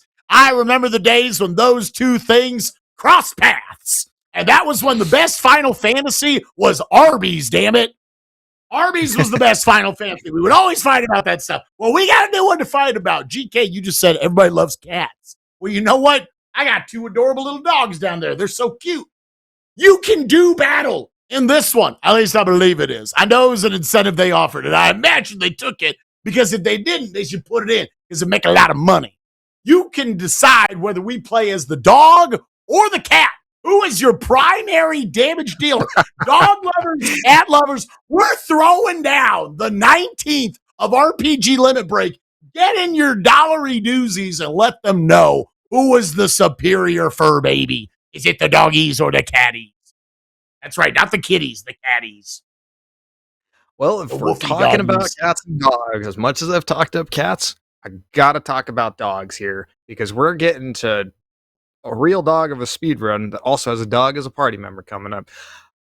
Yes, it is. Puexel, give us Mother 3. We now have Mother 3.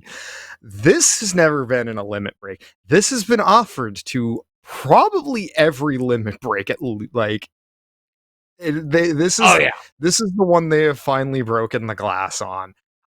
So for those of you who don't know, which is a lot of people, this is my favorite video game of all time. There's people who love this game to death, and I am one of them. You have a dog party member, like a good old Boney. So kind of like, so we have Earthbound and we have Mother 3, and the thing is they have a very different kind of tonal center. Mother 3 is a lot more emotional game. There's some people who like are turned off by a little bit more of a serious story, but it has this kind of humor that mixes that, like, it's like a very dry kind of dry surrealism together with a game that has a lot of emotional sentimentality. It's still really funny. There's like an entire part where you're riding on you're driving on a freeway while you're riding a table.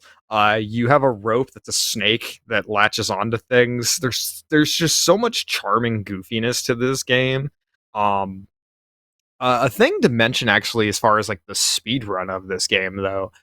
So a lot of y'all who have played this game, probably there's a good chance that you probably played it via something like a Visual Boy Advance.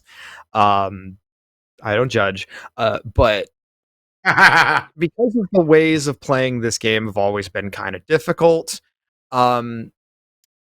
it has a rhythm-based timing mechanic. It's really complex and fascinating. A third of this game's cartridge is music, because there's like 3 different variations of many of the different tracks, because it's specifically to throw your rhythm off, because there is a rhythm timing mechanic to the action gameplay that if you try to play it on like a lot of emulators, it just does not work. So you just never can optimize the damage. That actually gives this run like an interesting little skill cap, because then you actually can get the maxed out like combos on a lot of these fights, and like that damage factors into the run at quite a few different places. So that's interesting. But I love this game so much. It's so silly, it's so funny, its characters are so charming, its visual style, like I followed the sprite artist on Twitter back in the day for this game because of just how much I loved the visual style of this game. There's a lot to the route of this game. Admittedly, it is admittedly a bit of a slow burn in some ways, because like each of its first 4 chapters kind of like they're like different little separate scenarios, but eventually like you start to build the game and it really picks up steam and becomes kind of this just big grand adventure. Yeah, no, this game, it's one that I haven't played, but it's from everything I've ever heard anybody say, all they ever want is for people to enjoy and to experience this game. And I believe it's been offered for every single Limit Break. We've always said, I really hope this gets in someday. It's exciting to finally see it get the chance at the spotlight that it deserves. If you're only familiar with these characters through Smash, like I am, from what I understand, Lucas in Smash might as well be a completely different character, other than the fact that he looks like Lucas. He's written completely differently. The characters are super charming. The story is incredible. It's. Go ahead. Sorry. Yeah, there's just so many. I mean, there's a wide variety of things. It's a rather distilled game. It's honestly, the one thing that is kind of unfortunate, what makes it so long, is there's just so much text. Yeah, it's not helpful. Playing this game on English does kind of add to the length a little bit, but yeah, it's a game with a lot of text, but it's a lot of charms. There's a lot of little bits of optimization. You have a sprint button, so not dodging encounters is a bit more of a skill to this game than it is in Earthbound, where you occasionally have skip sandwiches, but you can't really run fast, so you just the enemies just move twice as fast as you.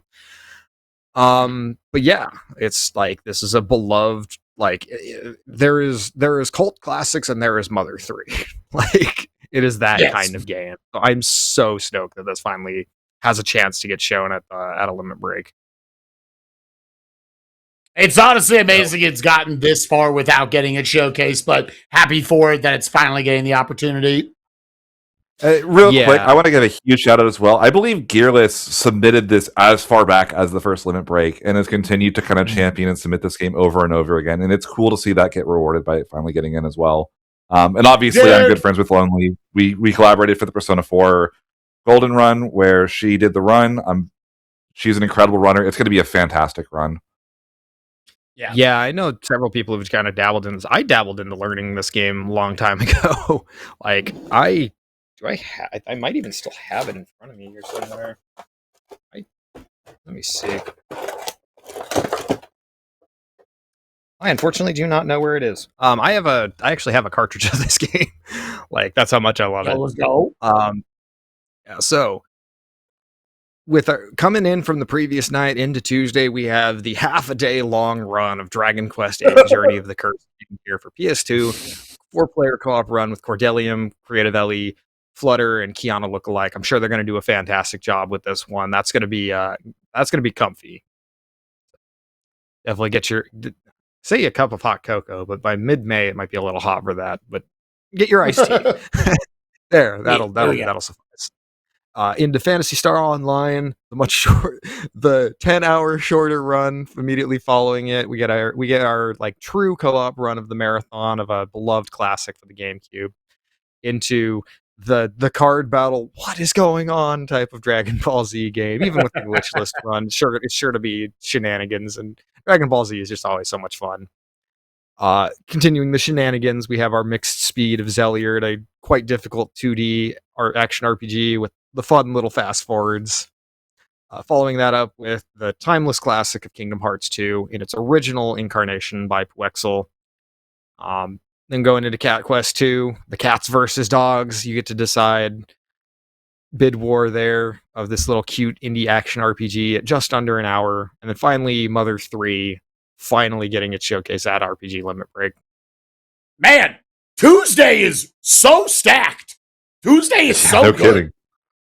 I'm not talking crap on the other days. Just, wow, this is a legitimately top to bottom. I would watch all of these runs.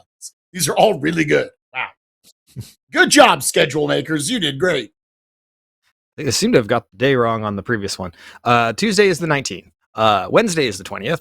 And we get to start off with Fretless, the Wrath of Rifson. Let's go. Cool. I believe you wanted to talk about this one. Yeah, so Fretless, it's an indie RPG.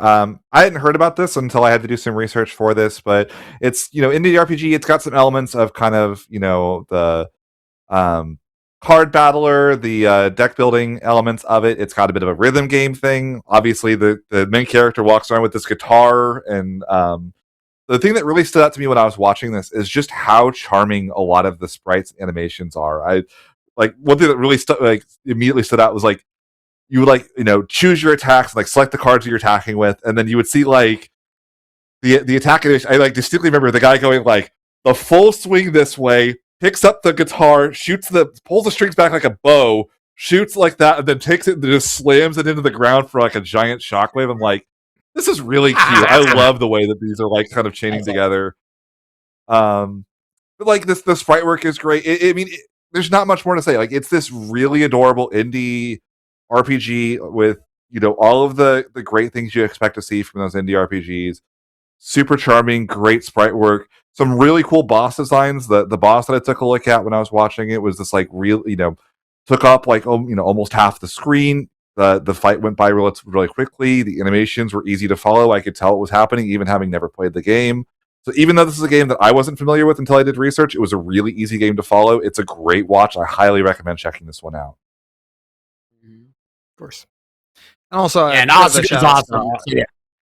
I was gonna say the same thing. I've worked with her a bit on. She did a couple of shows that I was part of. Just great, fantastic person who I'm excited to see in the event. She's done volunteer work with us as well, so kind of cool to see her get a chance to showcase this charming little game. She's excited here in the chat. And coming up next, we have Duck Detective. So we have, I don't know if I want to quite call this our silly block. We got a few silly different games, but we definitely got our charming little indie block here. Yeah, and definitely our just like awesome person block, which is kind of the whole event at this point. Okay. But yeah, so go ahead. I'm gonna explain one thing here real quick. I forgot to take the cut. So this slideshow is from like we did reuse some of the slides from last time. I forgot to take the little coffee carafe out of there, which that was a reference to our good friend Palmer. But then I realized, you know what? If there's anyone that I could see needing a lot of coffee, it's a detective. So I'm like, you know what? It's gonna coffee mug right there on the table. This was. You could have wrote that one off and like, yep, that was always supposed to be there. 100%. Indeed. Yeah, no, this is like, I think our shortest run of the marathon, barring like incentive runs. So yeah, like it's gotta be. Yeah, just looking at it is. Yeah, real cool person. Selkooth Mine. She's volunteered for us a couple of years ago. Came to the last event, and now she's getting to run in the Limit Break 2016. So super excited for that. Yeah, just one of your charming little fun type of indie games, just the weird kind of stuff that you sometimes get in between like the longer games here. So I always enjoy just kind of tuning into these blocks of like these short games. Like, what is this? Because I was host for like a 20-minute run at last Limit Break. I was like, oh, this is a charming little game. Yeah, this is one that I would say like this is the kind of. Go ahead, Spike. Oh no, go ahead. Go ahead. Oh no, I was just this is the kind of game that I would associate with Australia. Dream delay makes this hard. Also, just pure latency from doing this on the other side of the world. But no, this is the kind of game that I would associate with Selkooth. These like little indie games with a lot of charm to them, and kind of cute stories, cute concepts. Nothing too deep, deep or complicated. Just a great fun time. I'm reading her pitch for it, and like the first sentence of this is just incredible. In The Secret Salami, Eugene McQuacken is hired to solve the case of a missing lunch, which is just like the duck's name is Eugene McQuacken. Like, come on. You kind of a thing to touch on too is just the variety of stuff we get, because the thing is, we at RPG Limit Break have never been like super hardcore into defining what is and isn't an RPG. So more and more, we've been seeing more like adventure games, text story kinds of games. Like we had Loom a few years back. So it's just, we like to make things that we think RPG fans would enjoy. I definitely think y'all would enjoy this. Yeah, right. It's going to be a good one. It's one of the few runs that I watched the entire thing of when I was doing the research. It's a short run, so that was easy. But Selkooth Mine was a brilliant narrator through the entire thing. Show one of their runs from, I believe it was from Lady Arcaders, cool speedrunning event. And yeah, it's charming the entire way through. Cute little point-and-click adventure game right here with Paper Mario, almost Paper Jam. I guess more Color Splash-esque. little characterizations. It's cute. Check it out. It'll be fun.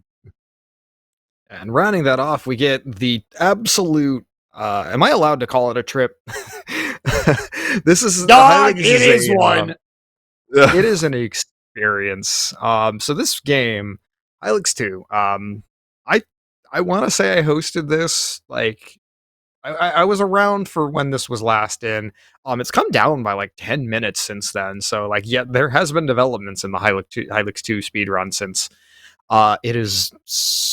You just look at the picture here. It looks like several different paintings just combined into one, and not in like the stupid AI way. AI would never make anything even remotely like this game. AI could never do enough drugs to get them to this point, dude.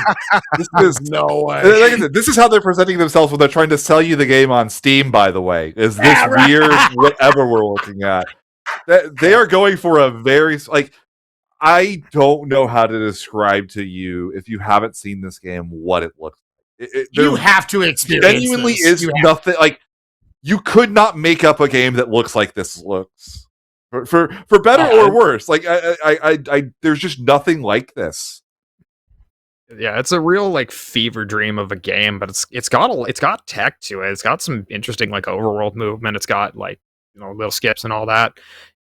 So it's the kind of game that, like everyone I talk to who has played it will just tell you it is a singular experience that you just both Hylix games, there are two, but like as a duology, like just a singular kind of game that's just nothing is truly quite like it.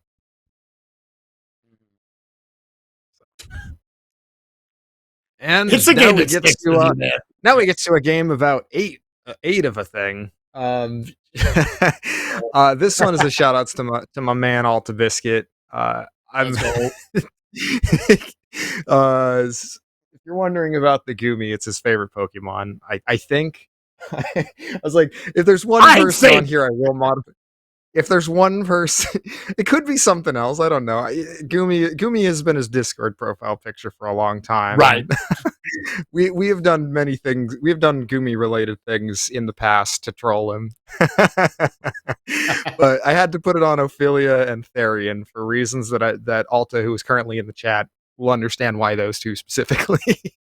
But yeah, this is Galdera, the super boss category. It's been in once back in 2019. It's come down by like over an hour, I think, since the last time it was in. So yeah, they've it was really like 5.5. I want to say when it was done the first time for Galdera. Yeah, it went. I think it was like 450 when it finally was like time for the run, and then now it's at like 4 hours with 8 minutes for additional incentives. But just a part of that is it's now on PC, which means you get like a version that runs at 60 FPS and just looks, makes better use of the Unreal Engine technology. But it's Octopath. It's a thing that he noted, the 8-year anniversary of this game, and that number might sound arbitrary for anything other than a game with the word Octo in the name of it. So I know he was quite excited to have the opportunity to showcase this game. I have a little clip that Alta sent me here about this. Linked me to one of the bosses from this run. We skipped a couple turns of like the way the combat system of this game works. You try to break an enemy down for their weakness. This one's a fun one. It's one of the additional bosses that are part of the one of the parts of the super boss Galdera run here that aren't in like any of the single stories or whatever. So here just unloads a whole bunch of buffs onto Ophelia, and then watch the magic happen. Oh man. So just full on use all the BP to hit the boss several times with the attack, and then get it doubled. So just absolutely one turn obliterate the boss. That's so many numbies. I love those kinds of things with RPG speedruns where it's just like, all right, we're gonna just put everything into one single action and then just nuke a boss from like 100% to nothing. So this is one of those games that like the people that love this series and this game, they absolutely adore it, and for good reason. Like the music's incredible, visually it's very distinct. the run has so much interesting tech. Each of the individual stories of this have been, I've seen, when this game first came out, I remember like every single individual story of this was like optimized and rerouted. I remember like Tressa used to be the fastest. I don't know if that's still the case for like the individual stories, but like seeing this like all come together in this like Galdera route, which is like almost even functions as like a celebration of the game itself, because you do everything in this run. You have to kill all, complete all the stories. You have to go through all the super boss shenanigans, and Galdera is like infamously difficult casually. Like it's one of the hardest bosses in an RPG, especially one with this kind of a mainstream popularity that came out this recently. Yeah, it's been one of Square's like most shining success stories. They've been like there's been a little bit of tumultuousness with, you know, Final Fantasy like 16. I know there's a lot of people who like it. There's a lot of people who weren't super into it, but like, people have their opinions on the direction Final Fantasy has taken. Whereas like Octopath has kind of maintained that like classic Square 16-bit style, but in a more modernized way with the 2D HD. And it's kind of been like, it's kind of, bearing the torch a little bit, but it's also just been a massive success for them, both in terms of like sales. Like I think they announced like the whole series has sold like 7 or 8 million copies, with, Octopath Zero having just come out as like a shining example of how you turn like a mobile gacha type game into like a just all around well liked single player experience. I hope they do that with a lot more games, to be quite honest. There are some really good stories that are relegated to mobile only, and like if you look at the reception to Octopath Zero, people adore that game, and I've played a fair bit of it. It's really good. Obviously not, Octopath 1, like Octopath 1 but like Octopath 1 is the game that set the standard for all of these. And the HD2D really has been kind of a flag bearer for Square Enix at this point, with the Octopath series, the way the Dragon Quest 1, 2, and 3 remakes went. It looks great, it runs great, it feels like a classic RPG, just what it would look like in, 2026. It's incredible. It was also just like a massive speedrun scene. Like I ran 2 categories for this game. I was technically, I think, the first person to like show this game as a speedrun on the Limit Break channel, although it was single story back then. But just, yeah, like Galdera just kind of being like the big grand celebration of the game itself. So I'm definitely excited for this one. So and next we get on to yeah, Alta's great too. Speaking of Gumi, we get our Gen 6 Pokemon representation here. Yes, this is Pokemon Omega Ruby. The 3DS Pokemon games were kind of when I first was getting into like speedrunning in general and Pokemon speedrunning in particular. So I actually have a like really good fondness and kind of interest in these games, because this was the first time I got to see Pokemon games get rooted live. And Omega Ruby is a really interesting run, because it was kind of one of those things where it's like there was an expected best thing to do, which is still correct, but there have been a lot of different variations in how that was handled, which version is faster between Omega Ruby and Alpha Sapphire, because of all the Pokemon games where, the different versions, Omega Ruby and Alpha Sapphire are the ones with the most differences as far as what you're fighting. The animations, the Groudon and Kyogre both function very differently. I've actually heard like even relatively recently, like it's like, yeah, no, we should almost consider splitting these because they play differently enough that people will want to do Ruby over Sapphire. That also carries into Omega Ruby Alpha Sapphire. But the way that this game works, it's really unique as well, with the way that like the 3DS games all have this almost relay feel to them, where it's like, okay, I'm going to use my starter for a little bit, then I'm going to get my gifted Latios, and my Latios is going to go for a certain amount of time, and then I'm going to get to Groudon, which is one of the single strongest Pokemon in the history of time, and I'm going to use Groudon to get through the end game. And the way that you have to kind of set up these 3 different Pokemon for success. And again, like, that was kind of what was expected to be good when the game came out, but like that wasn't the only thing that was tested and tried. These games have so many eyes on them and so many different ways they're optimized. My personal favorite route being that there was a route where it was a Guts Swallow with Boom Burst that was tried at one time that got to get all the way through to Groudon. That was such a cool, unique way of using the individual game's mechanics. I think Omega Ruby Alpha Sapphire has maybe the best soundtrack of any, like one of the best soundtracks of any Pokemon game. Like you get like that, like really, it's a really fun way of using the already pretty good Sapphire and Ruby soundtrack, but kind of elevating them past the terrible GBA sound chip that like just did not work the way it was supposed to. It felt like.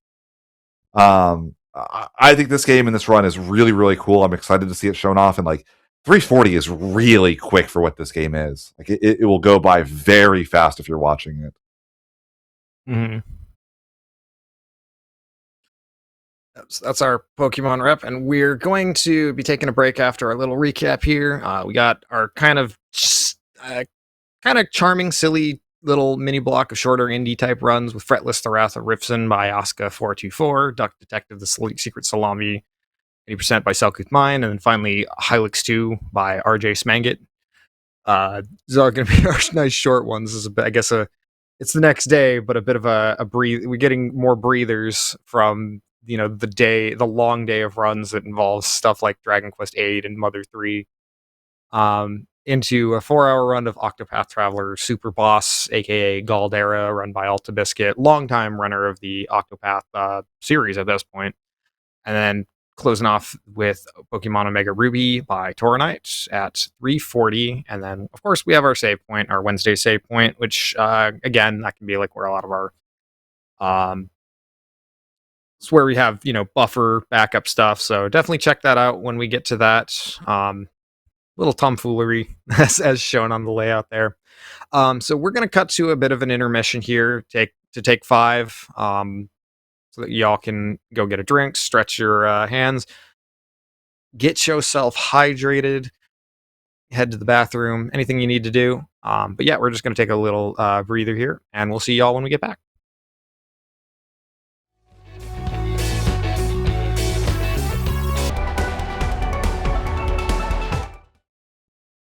And welcome back, everybody. We're going to be continuing with our discussion of the RPG Limit Break 2026 schedule, talking the final 3 days worth of speed runs, the last but not the least ones. Again, as you probably saw during the little intermission there, as well as on here, we are looking for volunteers for all sorts of positions. Volunteer applications are open until tomorrow at 11:59 p.m. Eastern Time. So there's not a whole lot of time to get in there. Definitely submit your volunteer applications if you are interested. If you're concerned, you kind of a little shy, you want to sign up, you're not really sure how to do it, we have a whole team that are more than eager to teach you on how to basically do any of the various different volunteer positions that we're submitting for. But without further ado, we won't spend too much time on this any longer. Let's get to our set of games. Beginning on Thursday, May 21st. And we got another chonker here. And this one was one that I know that me and Ghoul, when we were on the schedule, we first saw the schedule and we were talking about it, caught us quite off guard in the most pleasant of ways. Shin Megami Tensei 4, featuring Mothman from the Shin Megami Tensei series, being run by Freedom Pulse, category of the neutral ending, kind of seen as the true ending of the game, one of the hardest one to get, and it's going to be a 7.5-hour run. Yeah, this is obviously I have a great connection with this series from starting and moderating the SMT and Persona speedrunning Discord for a long time. But I mean, this is one of those games that I think is almost universally beloved in the SMT fandom for a good reason. The combat is incredibly deep. There's so much nuance and so many decisions. There are the same kind of difficult, nearly impossible bosses you would expect to see from this franchise. I think early bosses like Minotaur and Medusa are so difficult to get past casually, and seeing them get beaten in record time in the speedrun is great. For a game that's relatively long on a system that's as hard to stream as the 3DS, you would think that this wouldn't have gotten near the level of optimization it does, but no, this game has been worked on constantly since it was out. This route has changed so much over the years, and Freedom Pulse, I'm sure, is going to do an incredible job of showcasing this. The music's great. I think the press turn system is maybe just the greatest innovation in turn. To me, press turn is to turn-based combat what KH2's combat is for action RPG combat. The way your decisions work, the way that you have to manage things like buffs and debuffs, and the crazy damage out from some of these bosses. These bosses will two-shot you if you make a mistake, or if something happens wrong, or you get crit at the wrong time. if you miss an attack against the enemy at the wrong time, you might just die. And they call it getting SMT'd for a good reason, but it's addicting. It's this really beautiful way of doing it. And again, SMT4 is one of the best SMTs ever. I think the only game that's like better regarded than this is maybe SMT3. And I'm not even sure that's true anymore. Like, this game has gotten such a huge resurgence in popularity among the community. I love this game. I'm so excited to see it shown off. You're mentioning the music, like, to give you an idea of how much of a banger soundtrack this game has. Like, this game sold decently, modestly well for what it is. You look up the Boss Battle B2, that is 11 million views on YouTube. So many people who've never played this game know its soundtrack. Like, it's that kind of, like, this track gets shown in, like, it's one of those, you're going to see this in just random YouTube videos and be like, that's fire. I need to hear this. And you find it and you find out it's attached to a pretty neat game. We mentioned our surprise with this one, but it's like there's several other SMT runs that tend to be a little bit on the shorter side. So SMT5 Vengeance, which Freedom Pulse also offered, was around like the 4-hour range. So I was definitely surprised to see the 7-hour one, but it is still like there's a lot of interesting stuff to this run. I hosted a part of this run when he ran it for Questing for Glory, Hope, and Healing. I think 2021. Because of the demon system of this game, there's so much routing that goes into having the right demons for the right situations and everything. I'm really happy they took this one. Like, I think that like SMT5 Vengeance would have been a great take. I think that the Rito as well was offered by Freedom. That would have been a great take. But there's just something like quintessentially SMT in this game, this game and this run that you just don't necessarily get in the same way from those. Like, this is an SMT game in a way that, like, just, it has some quality of life things, but not to the same degree as like 5 Vengeance. It's Rito got the re-release, of course, which is why it was offered, but like, it's a very different type of game. It's got action RPG combat as opposed to press turn. Seeing a true traditional press turn game, and again, seeing these longer games that just don't have a chance or a home in other marathons is what we really want to see from Limit Break anyway. And it's really cool seeing the SMT community grow from being, again, the Discord that I opened originally to talk strats with Molsky on Persona 4 Golden into what it is today is so cool to see, and see the community continue to get showcases like this. Just like it's genuinely one of the coolest things about Limit Break for me every single year when this happens. It's kind of neat how all three of us kind of have that like one story of like a game that we were there for, like the foundation of a thing, and then just kind of watch some, like Spike with Kingdom Hearts 2, me with Rocket Slime, and Ghoul here with SMT and Persona. And they're all in this marathon. This was for us, damn it. They made the schedule for us specifically. Thank you. Coming up on the stuff, some of the stuff. I would say one last thing real quick. I shouldn't have to mention it, but like, if you've seen Pulse do any other SMT runs, he is incredible at commentating these, explaining the story, explaining the combat, giving the mechanics in a way that, like, even if you've never played an SMT and you're curious, I think it's a great way to even get introduction to the combat, because these games can be kind of difficult to parse and understand. And Pulse will do a great job of helping you to understand how to play and play. Like, I'm really excited for this one. Obviously, we can go ahead and move on, but I wanted to get that last little bit in as well. I love and appreciate when a runner understands that about their 7-hour RPG speedrun, and they know I need to do more than explain the strats of the game. I need to sell the entirety of what this game is to my audience. That's super cool. So next up, we got Gloomhaven here. This was actually on one of our recent questing for Glory. I keep mixing those up. So this is an interesting little I want to call it an indie game. It's so the category here, End of Gloom, is sort of the main scenario for this game here. It's kind of like a grid. It's like a grid-based RPG, except instead of like squares, it's a bunch of hexagons. Visually, when I look at it, it feels kind of like a throwback to like a lot of older computer RPGs, but it also has like a lot of the modern things. Like, for one, it has like a board game kind of style. In a way, like you might see a lot of like actual tabletop games, but also like kind of like the setup, I guess, vaguely resembles like Civilization in a way. And it's got like a card-based mechanic to it.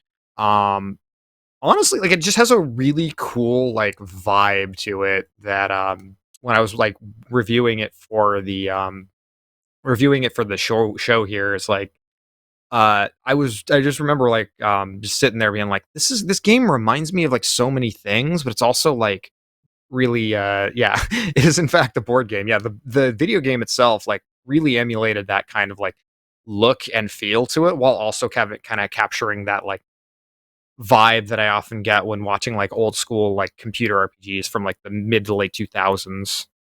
Is that really old school anymore? I don't know, like but yeah, it's a really cool, looking run, seeing the ways that different things go about, with the run, there's a lot of, like, I don't know, it was interesting kinda, like, he was going into, like, the various different settings. They do it on easy, which kinda makes things a little bit more, a little bit less volatile, but, it's still, at the end of the day, it's got that kinda, like, board game type CRPG feel to it.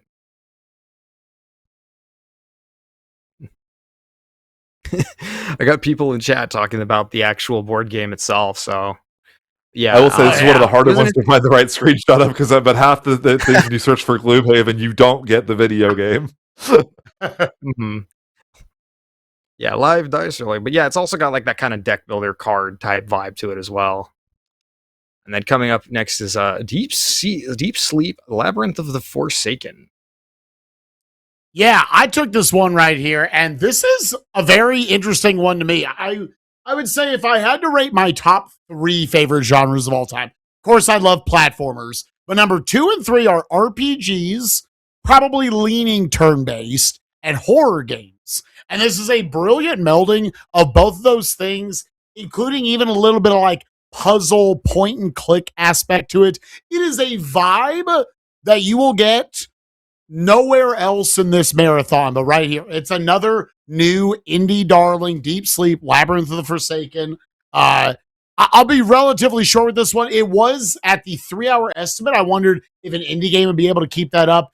Its aesthetic, its sound design is incredible. I think that will carry it well throughout it. And there's genuinely a lot of very interesting strategies that go into the different pieces of combat throughout the run. It appears to be a run with a lot of variety to it. And the runner of it, Juniper Theory, did a really good job of serenading the whole run, of giving very, very good commentary. This is one that is probably not on a lot of people's radar, but you wake up early in the morning for this one. I think this will be a good one. Yep. And then rounding off our block of these types of games, indie RPGs here, we got Crescent Prism. Run by Ad129. I think you took this one, Cole. I need to Yeah, hear this what was you got. I took it on myself to research this one a little bit. This is an RPG Maker game that's kind of being released in chunks, from what I can tell. The only one that actually released is Chapter 1. This isn't like, oh, we're gonna do Chapter 1 and stop. No, this is the whole game.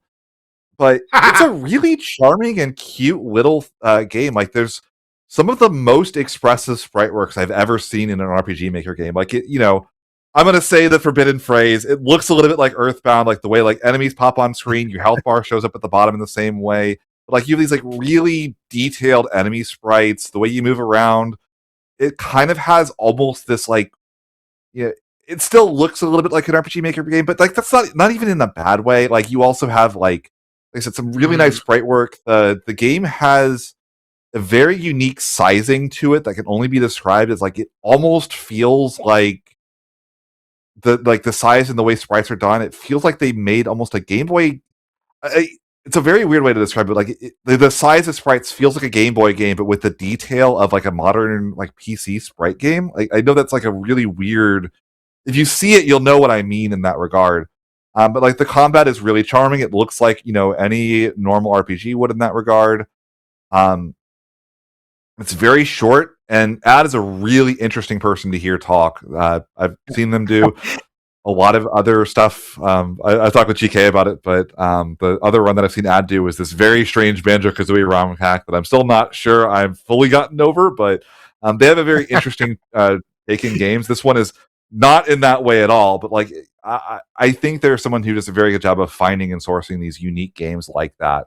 I think Crescent Prism is like a great kind of standard bearer for what they do. So I'm really excited to see this one get in for that. I think it's a really neat choice, and it's a very short run as well. So it's very rapid fire. Boom, next.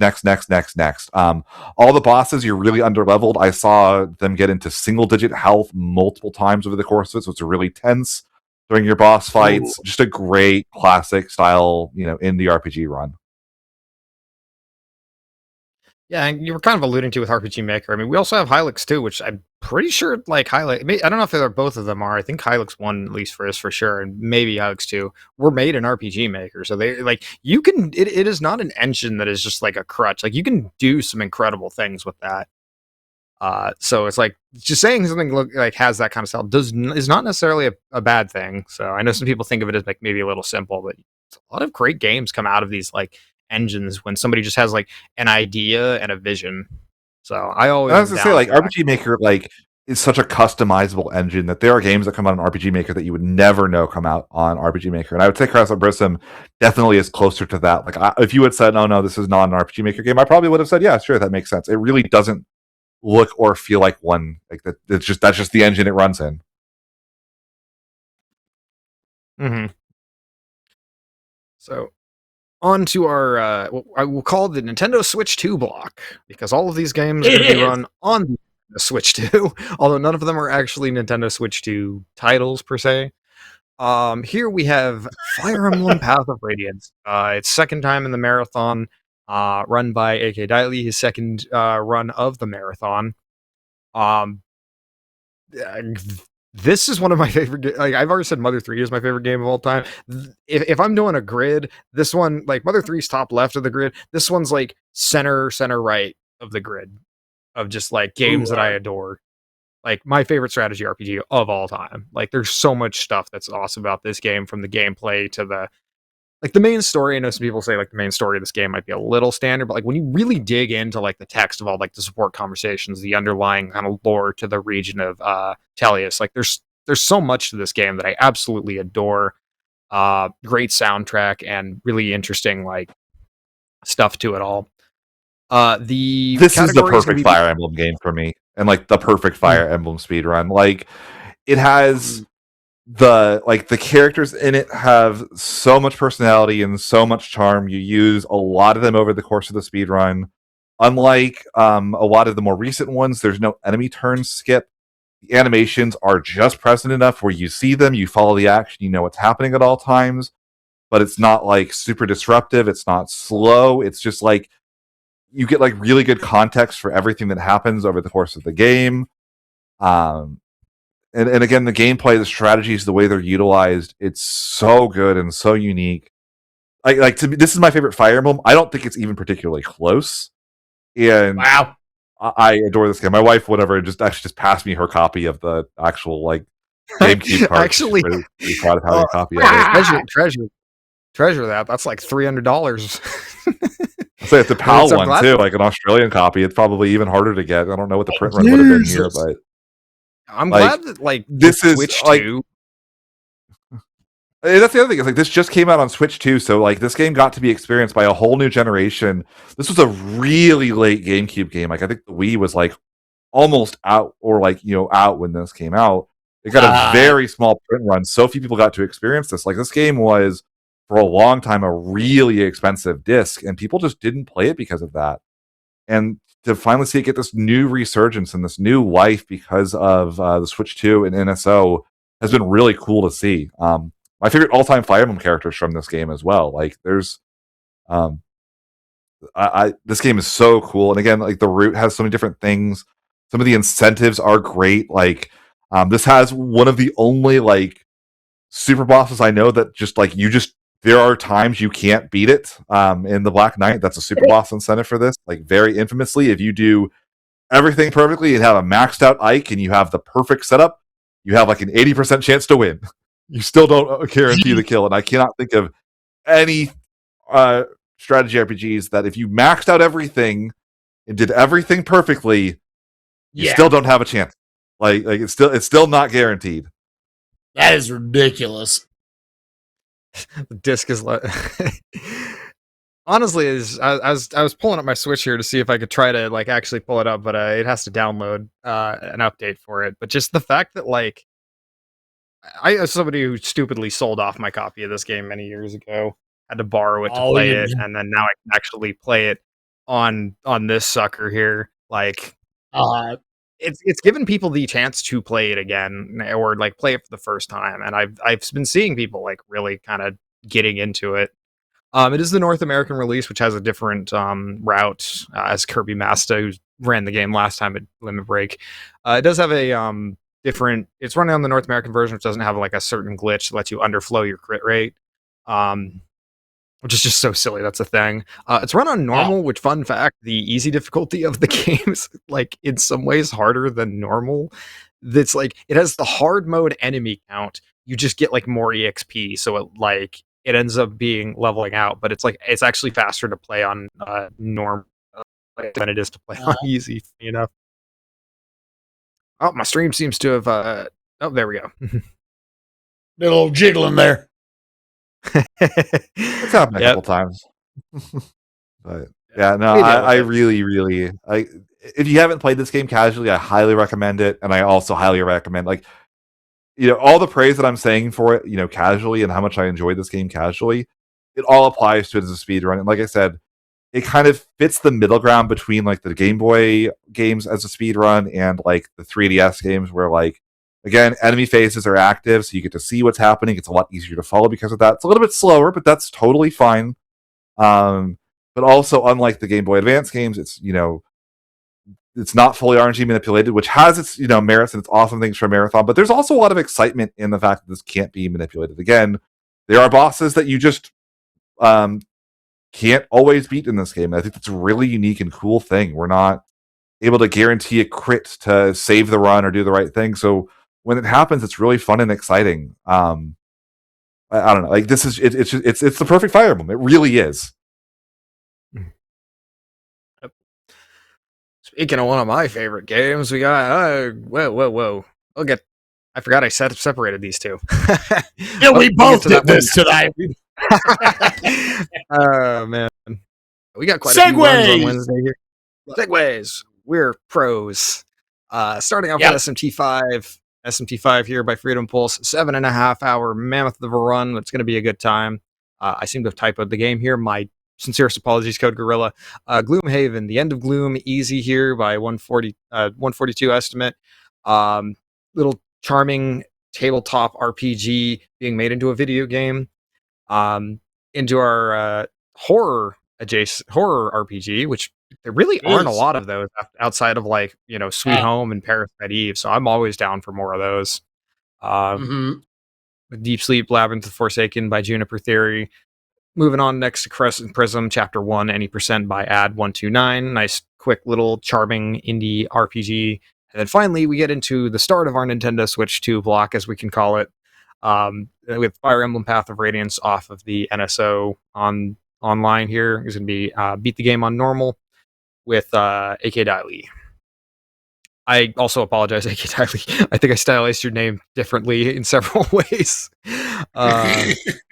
Everyone has different capitalization. It's like I try to get everyone's lowercase, but it's like you put your name in lowercase, and I'm like, okay, I excuse me if I get one wrong, get a capital letter here wrong. All right. A little bit of a rant. We put your names into it's fine. It's fine. Also, the title said Wednesday there. we were on a fairly condensed timeline, but this is all the runs on Thursday. Next up, hey, so this nerd. What is this? Y apostrophe S? Why? Oath in Belgahena? Why would we take this? This is so strange. So this looks stinky. Play 3 for the SNES. Actually stinky. Oh, I have seen. Okay. How does this rank up to East 4? For the no, I played East 3. So we'll get to that. East Memoir, The Oath of Felghana, is the console redoing of East, The Oath of Felghana, which was originally on PSP. This version actually is a lot closer to the PSP version, which has a little bit of differences in its finer mechanics. most people played this game on the PC originally. But the game is a remake of Ys 3, which for the longest time was the most popular Ys game, all for better and for worse. A lot of people played it on Genesis and the Super Nintendo. Those have different speed runs, funny enough, how those go. Substantially, because the Genesis is an exclusive glitch. But so because those were 2D games, there's some dungeons in this game that are like pseudo 2D, which kind of makes it interesting. But this game is like famously tough. It's got a lot of difficult like boss fights to it, especially if you play it on the higher difficulties. The category I have on here, any percent easy. Easy is the lowest difficulty that still does the clock tower. Most speedruns of Ys or East Felgana are done on the very easy difficulty, which on the PC version, you have a trick called quick save jumping where you actually can like save your position in the air and then just like repeatedly infinitely jump with it. We won't be doing that. This version, because the clock tower is such an infamous platforming dungeon, you can just outright skip it on the very easy difficulty. You cannot on the easy difficulty, but we do have some interesting little strats there. But yeah, this is it's quite a different run from the PC version because there's certain tricks you just can't do due to the way the combat works. Several bosses are harder because their AI works a little bit differently.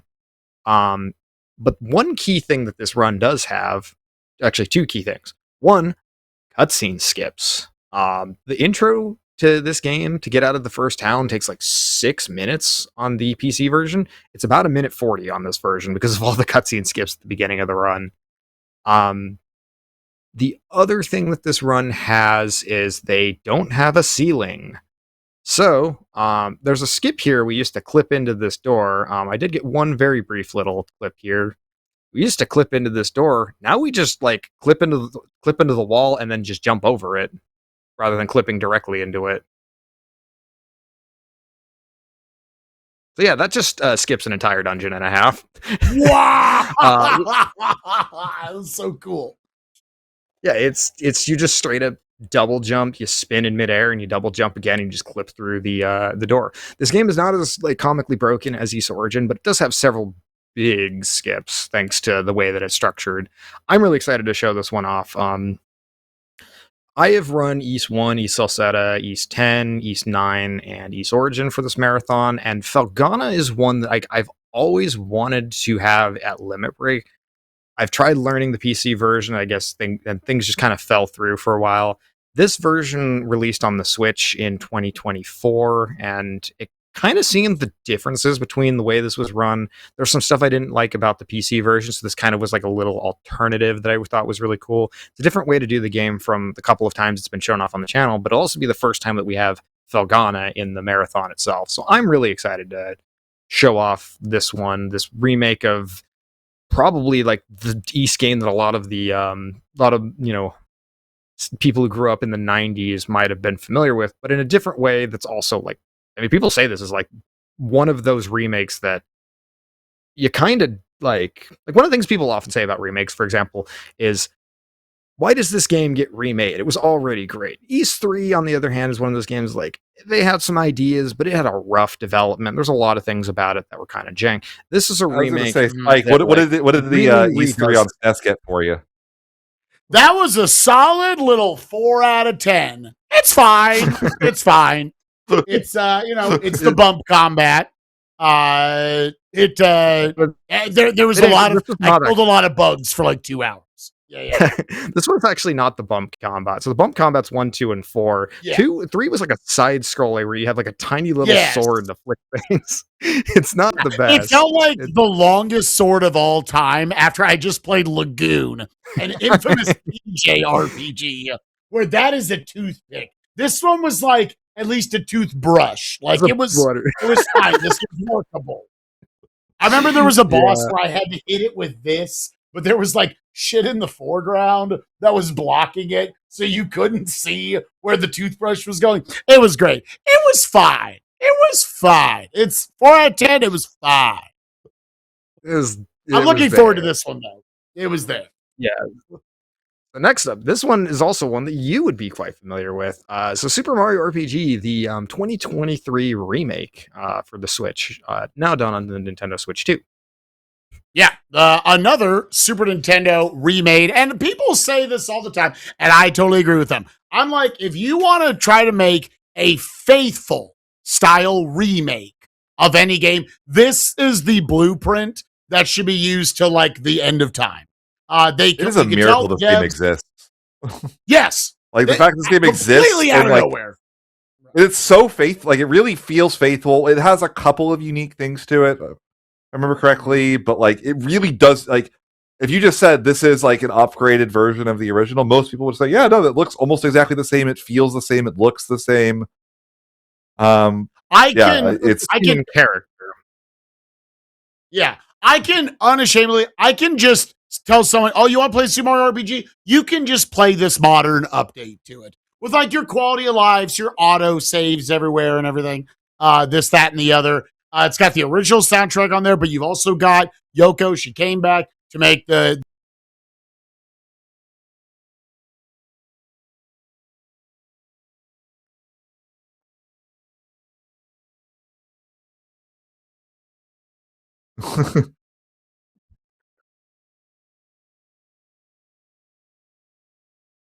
All right. Apologies.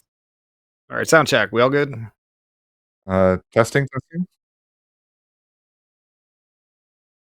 Mike's got to do a refresh. I need to refresh. Okay. Refreshing. Spike. Sorry. Test. Hello. Are we back?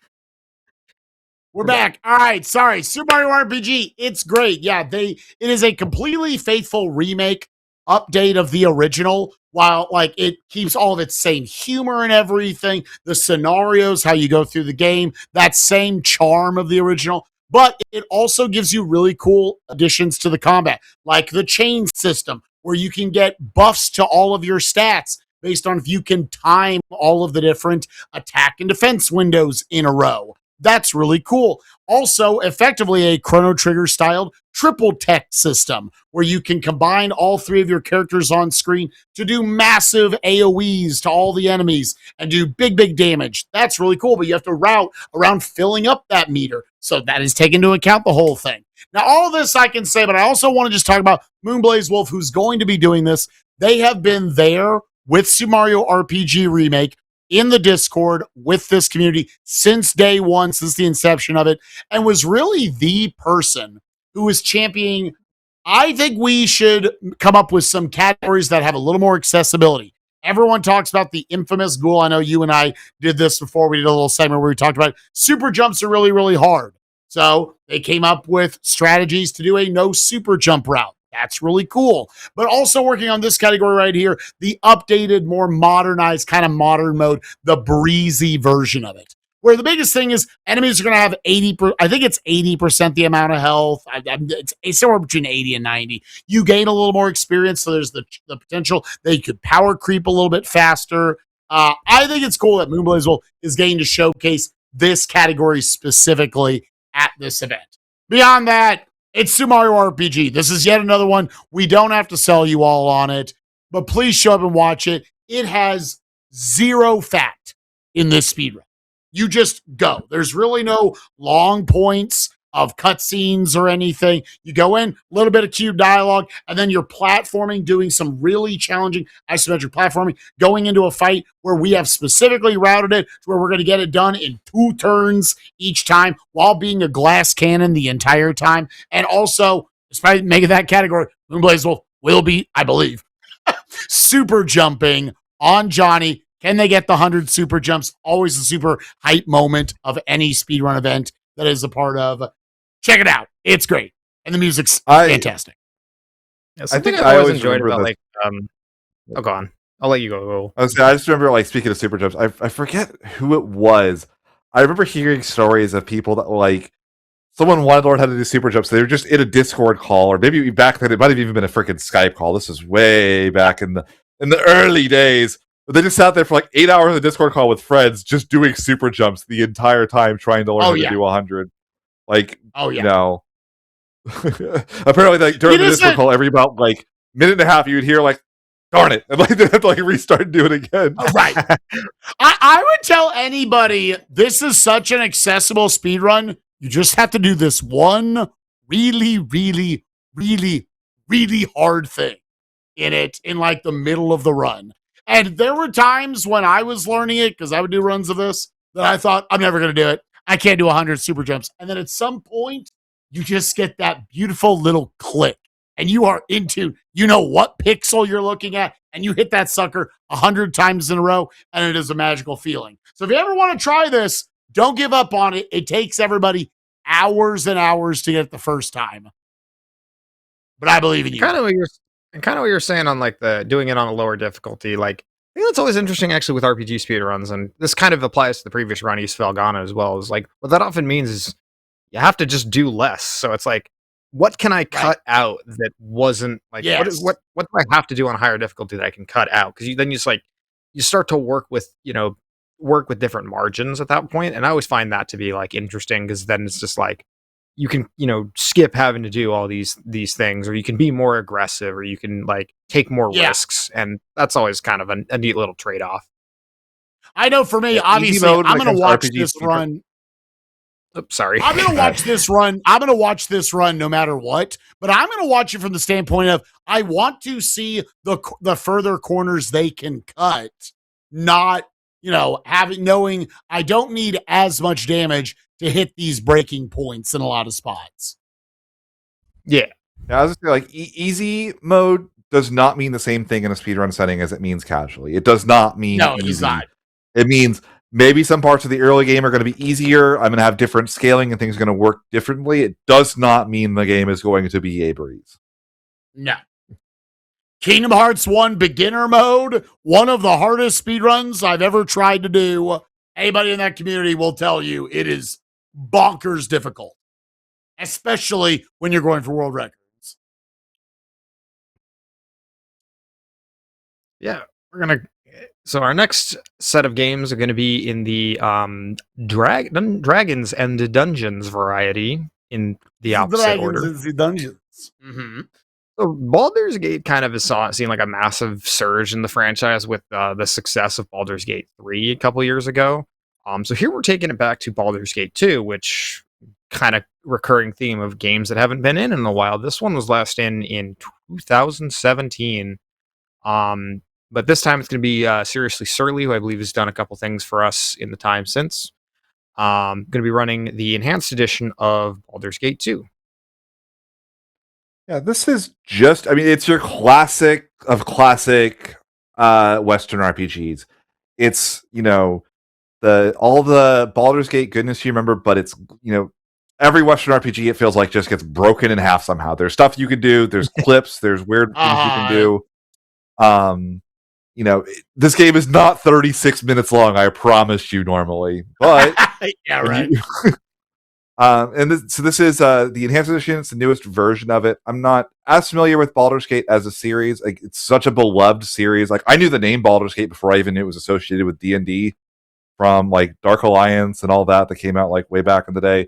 Super beloved, big franchise. And yeah, this is just, it's what you want from those old school Western RPGs. The Dagger Falls as well. Like, they all have that kind of similar cadence of, I'm going to make this game do what I want to do when I want it to happen.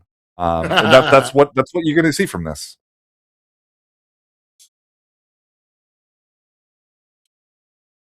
Yeah, and just like I remember when I think I was just there to watch it. I remember Jacid did a run of Icewind Dale, another one of these like classic D&D games. Like, these games are fast. Just like the sheer amount of things that are just going on at once. It's like it can be a bit tough to follow, but it's just like the speed at which they go. You're like, this does not feel like this was the way that this game was meant to be. And it's like, yeah, these are games that often have like loads of content. You trim it down to just the absolute bare minimum to get to the end of the game. And it's just like, I find that just so fascinating. Just how you manage to like cut out just all these extra things. You're supposed to go to the end game like having built up this long repertoire of just like items and resources and all that. So it's always fascinating for me to see. So our next game of the Dungeons and Dragons set will be a pair of games here because we do enjoy our carryovers. We have Eye of the Beholder 1 and 2, which I actually have it. This one specifically? The SNES game, actually. I think a lot of people Eye of the Beholder. Yeah. Another famous 4 out of 10 for the Super Nintendo that I played. So this is actually going to be the DOS version, the original PC version, rather than the port. But this is cool because we got like one of those runs that actually has like you carry things over from one game to the next. Yes. Yeah, I think that's my favorite aspect about this run is that it's sometimes we'll do these like kind of like a series run that'll be done in an event. I'll do all 5 of the the Elder Scrolls games. We got the Kingsfield games. I think it's cool that we're doing this, and genuinely the characters and the stats and the items you have in Eye of the Beholder 1, you just transfer it over then into Eye of the Beholder 2. So it's not really 2 games so much as it's like one big game the Zombie Train will be showcasing right here. Mm-hmm. Yeah, it's such a neat concept. It's exciting. I love. Yeah, it's such a fun. It's intended by the developers. It makes for a really neat gimmick for the run as well, because it means that some stuff that you do in 1 can potentially carry over into 2. Maybe there's, again, I'm not super familiar with this game, but like there probably there could be things you do in 1 where I'm going to go out of my way, get a couple extra levels here because it's faster to grind here than it will be to grind at the start of game 2. And that's just always exciting and fun. Like I love things like that. And again, we talk about how difficult and complex the routing is for 1 game. When you're doing that same routing across 2 games that are both supposed to have their own curves and difficulties and cadence to them, and you're rooting across both of them, it becomes even more of that. It's really neat to see. It's so exponentially blown up as well, because you were just talking about it there, both of you, for Baldur's Gate. And like these games, they're not 30 minutes.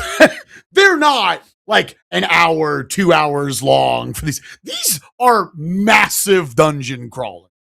And the fact that you are all of a sudden having to keep in mind that big a map 2 times here for like how you're going to path your way through it. And it's no longer, how do I beat the first game fast? It's not about how do I beat the second game fast. It's 1 and 2. How do these 2 combine to make this the quickest possible route through all of it? Another thing I want to bring up about these games is that I've now done a number of these. I've done Eye of the Beholder for the SES. I've done Dungeon Master for the SES. I just did Wizardry 5, that absolute monster. These dungeon crawlers are some of the most brutal RPGs that you could ever play. They do not care about your feelings. The amount of just cruddy things that can happen to you is unbelievable. So the fact that I'm going to be glued to the television set. That's right, my television set. That's where I'm going to be watching the stream, where Zombie Train is going to showcase to be able to do not 1, but 2 of these suckers in 2 hours. Also, not much of a soundtrack to this, but one last little thing. His commentary, once again, was also very, very good. But I do think the sound design itself was excellent, especially for late 80s, early 90s, where this would have landed. So.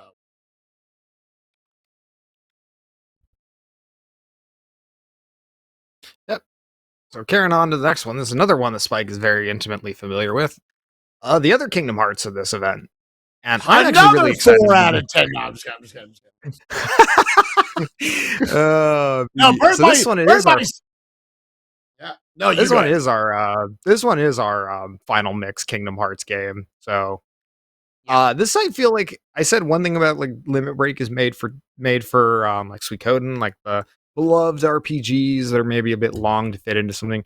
This is also like the thing, just like the community showcase, which we have 3 runners here doing all 3 stories of Birth by Sleep. Kirby Sora, Sonic Shadow Silver 2, and Pestilus. If you look at them on the leaderboard for level 1 critical, they are 1, 2, 3 in every single one of these characters. Yes. So yeah, it's very, very cool to see. Like for me, and obviously I'm biased, I think Kingdom Hearts is pretty cool. I think Kingdom Hearts speedruns are very, very cool. I would, if I had to tier list, I would hope this would have been one of the very first picks off the board when the games committee is doing their first path through of like, oh, well, we've got to do that. You got literally, like you're saying, GK, Pestilus, Kirby, Sora, Sonic, Shadow Silver 2, the 3 top runners in all 3 of these categories. And now each of them are going to go to showcase their own little bite-sized, like 40-minute run for Terra, for Ventus, for Aqua. I actually didn't check. I mean, it says all stories, so I'm sure there's going to be some incentives. As well. Yeah, for doing the other ones at the end. Well, You are going to get your full experience of this game in 3 hours. Built in, I always love these co-op runs like we have with Dragon Quest 8 earlier in the marathon as well. Just, you're going to have built-in commentary. They're all going to be there. And believe it or not, they all really know each of these categories. This is not a Spike Vegeta, I learned, in the back room in 2 hours what your run does. They have intimately spent hundreds, if not thousands of hours with each of these 3 characters, grinding those times. It's going to be top shelf commentary to go with the top shelf running. I would say, it's been nice to see that change over time with this game. Like, I remember way back when this first got re-released on PS3 and kind of the speedrunning for this blew up because it wasn't just locked to the PSP. There was kind of a sentiment where it's like, Aqua was really cool, but like Ven and especially Terra were just awful. Like, why would you ever consider speedrunning those? And seeing them like develop this and change that perception over time to where like actually all 3 characters have really unique and cool things. It's been a joy to see this game and this community continue to develop over the years. Yeah, so I actually reached out to Sonic to share with me some clips for this one. She graciously provided me with 3, one from each story of let's go. A boss from each of the stories. So we'll start with Terra and the Peter Pan fight, which I think is really funny in concept. Of just like, you just really see just the various different ways you kind of chain together all your hits to just never get hit when done well. These games look so cool when they're done really well, and you time everything up and just get everything nailed down. So just real quick kill. You blink. Something satisfying with Peter Pan getting comboed after some of the war crimes he's committed in Cage too. Right. Of course, the Ventus fight here. This is a cool one. Yeah, I love this one. Yeah, you're basically gonna set down literal landmines right there and say, "Kitty, jump at me." Ring. And so right there, Ventus died. But because Ventus is dying, you know how we talked about some of these games that have no iframes? During that, Puss in Boots, I don't remember the name of this cat. Whatever the cat is in Cinderella, is constantly eating damage. Lucifer is eating damage while your death animation is happening, and he dies before you die. That's such a cool strat. I love that one. And then finally, who do we got for Aqua? The magic mirror fight. This one's this is like...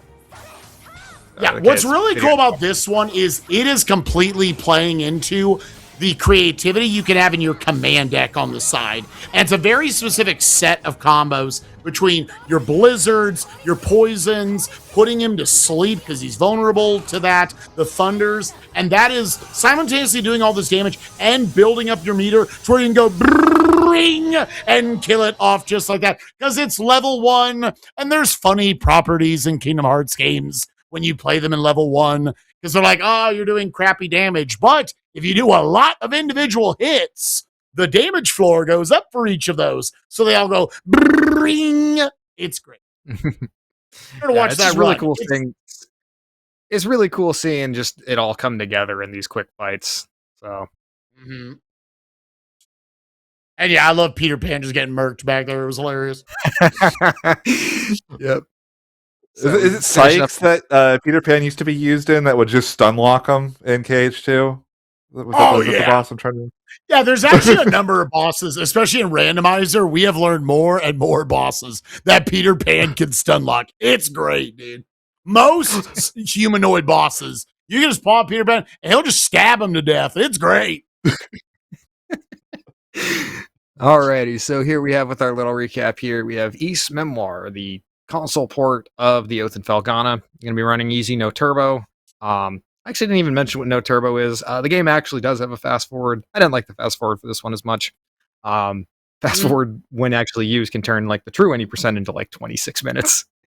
It's so much faster. I was like, the run's already short, dude.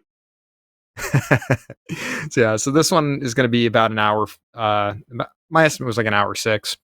plus a couple incentives because you can donate to see a cutscene of Chester, the infamous jerk that nobody likes, Sparta kick you into a volcano. So that next up is going to be Super Mario RPG, the remake done by Moonblaze Wolf, on a bit of a different category than we have often seen. Mario RPG has been kind of a game that's struggled for varieties of categories beyond low level, and then of course there's the infamous most of the stuff, which we closed Limit Break 2019 off.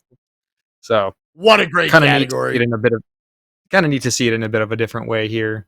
Into our lightning fast Dungeons and Dragons Baldur's Gate 2 Enhanced Edition, any percent, breaking the game open real quick and just absolutely blitzing it. Into our Eye of the Beholder 1 and 2 character carryover run by Zombie Train here. And then finally, we get the 3 character story, level 1 critical of Kingdom Hearts Birth by Sleep Final Mix. Like I said, I always really like these kind of co-op type runs. They really fit the Limit Break vibe, and you get to see just like 3 really, really talented, skilled runners all just bust this game open. So it's coming up on our second to last day of the marathon here, Friday, May 22nd. We're going to start off with Thirsty Suitors. What a great way to kick it off. We've gone from RPG classics like Super Mario RPG, Final Fantasy, Earthbound, and the like. Well, now I want to tell you about a little indie game called Thirsty Suitors. Just another one of these great new indie games that just came out. And we were talking earlier about like, oh, this is so cool. We've got an RPG with Deep Sea, Deep Sleep, Labyrinth of the Forsaken. Sorry. I was like, oh, it's like a horror game, an RPG. There's some point and click in there, puzzle game. This game, I was sitting there like, what is happening? So I brought it up in trying to process what this game was doing. I brought up also their submission post about this. This game is like, if it's part RPG, part cooking game, part dating sim, also part Tony Hawk's Pro Skater Jet Set Radio somewhat. I clicked around the plot a little bit and saw the skating, and I was like, this is an experience. Yes, there will truly not be another RPG like this, maybe ever, at a Limit Break. So if that's enough to sell you on watching this, it should be. By the way, the whole dating sim part, it's not a dating sim. It's a breakup simulator. It is, you are going through timing your hits as all of your boss fights are to your exes. And you are trying to fight them off. And it is Persona levels of a good ick factor of all these different X's that'll pop up that you've got to take down. The characterization is through. It's really, really good. Really, really unique. I think this runner is going to put on a really good show with it. It's going to be a lot of fun. Mm-hmm. In general, I just love to see the game rep. Yeah. I'm always down for something that's a little different. So these little indie games where you just kind of get this wide variety of influences and genre mishmash. So, and it looks like it weirdly works with timed turn-based combat on top of all that. It's gonna be good. Our next game, I get to talk about this one because I started the Discord where this Let's go. this series. Alrighty, Trails in the Sky first chapter. So this is a remake of The Legend of Heroes Trails in the Sky FC, which was short for, surprise, surprise, first chapter. We had been wanting to see something from this series get in for a long time. We were able to do Sky 1, 2, and 3 in 2022, 3 and 4. So we're going back to the beginning again with the remake of the first game. This is done in the Trails Through Daybreak engine that Nihon Falcom has used. So you got this hybrid action RPG gameplay with turn-based combat.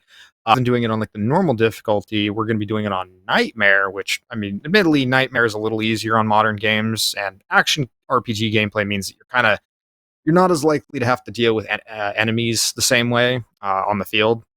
But just, I love this game to death. I mentioned this is the remake. The original Trails in the Sky for me. Like I mentioned, top left is Mother 3 of my grid. Trails in the Sky is like top right. It's top 3.